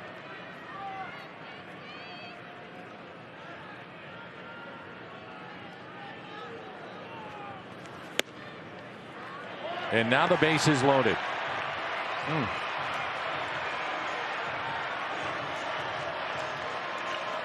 I don't know if he would be available today, but remember, Bryce Harper did not start and he has not been used in this game. I bet you Sore he's back. got a bat in his hand somewhere right now. Yeah. And Gallegos starts to throw. Be willing to bet that two things, that he's either ready to go or he's just too hurt to be out there, because if he didn't, then that's not the guy you want to be your star. So Maddox coming out, and that'll allow Gallegos to try to get hot if need be. Mike Maddox was selected, by the way, by the Phillies in the 5th round of 1982. Pitched parts of 4 seasons with the Phils. Made his major league debut in '86 against the Dodgers. First batter he faced, Mariano Duncan. Struck him out.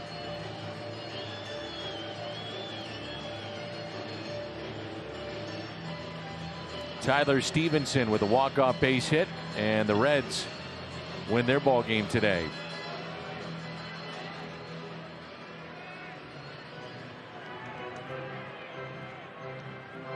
Jacob deGrom with 14 strikeouts, and he did that at Coors Field today. Just the third player in Coors Field history to strike out 14. Only the second visitor to do that. The other was Randy Johnson.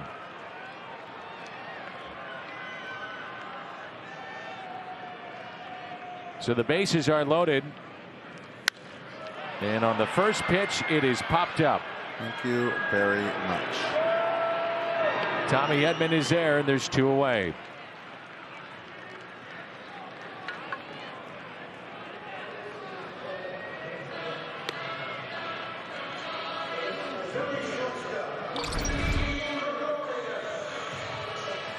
First pitch swinging with the bases loaded, and I don't know if I love that, but if you're going to do it, you really got to get a pitch you can hit.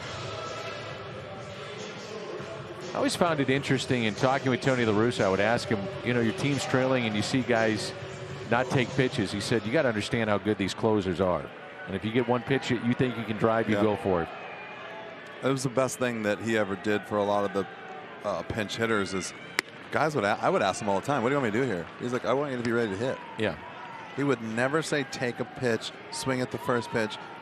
Just be ready to hit on the first pitch. So now that's like we talked about earlier about making guys stay in the shift and not read the game. Now he's putting the ball in your court and saying, you're good enough. Go out and have a good at bat. Right. I don't care if you pop up on a pitch down the middle. Just don't be tentative. So the final hope right now for the Phils with the bases loaded is Didi Gregorius. 9-4 our score. He has a couple of hits and a walk today.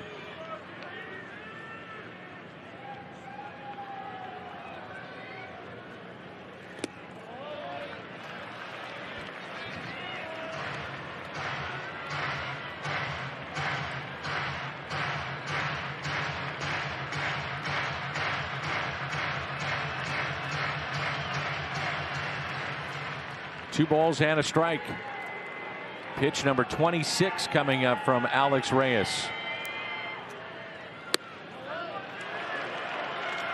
Three and one. And you do have to wonder about Harper and his availability. Brad Miller, we know about him and his power. He's on deck. This is not what you want to see. You bring in a guy like this in a 5-run game and you don't imagine that you'll be pitching to the tying run in about 15 minutes.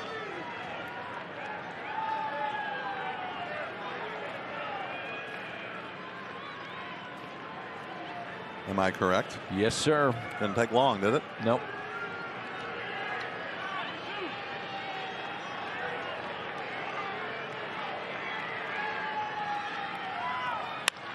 And he rips it out to right, but there is Dylan Carlson with the catch. Wow-wee. So on the 3-2, he lines out to right, and a long day of baseball comes to a close as the Cardinals win it by the final of 9-4 here in Game 2. A game that saw 2 innings of back-to-back homers. You said a long day of baseball, but I'll stay here all night for a Cardinal win. Well, you just about did. Big day for Yachty, big day for the Cardinals, 9-4 the final, and we're back with more in a moment.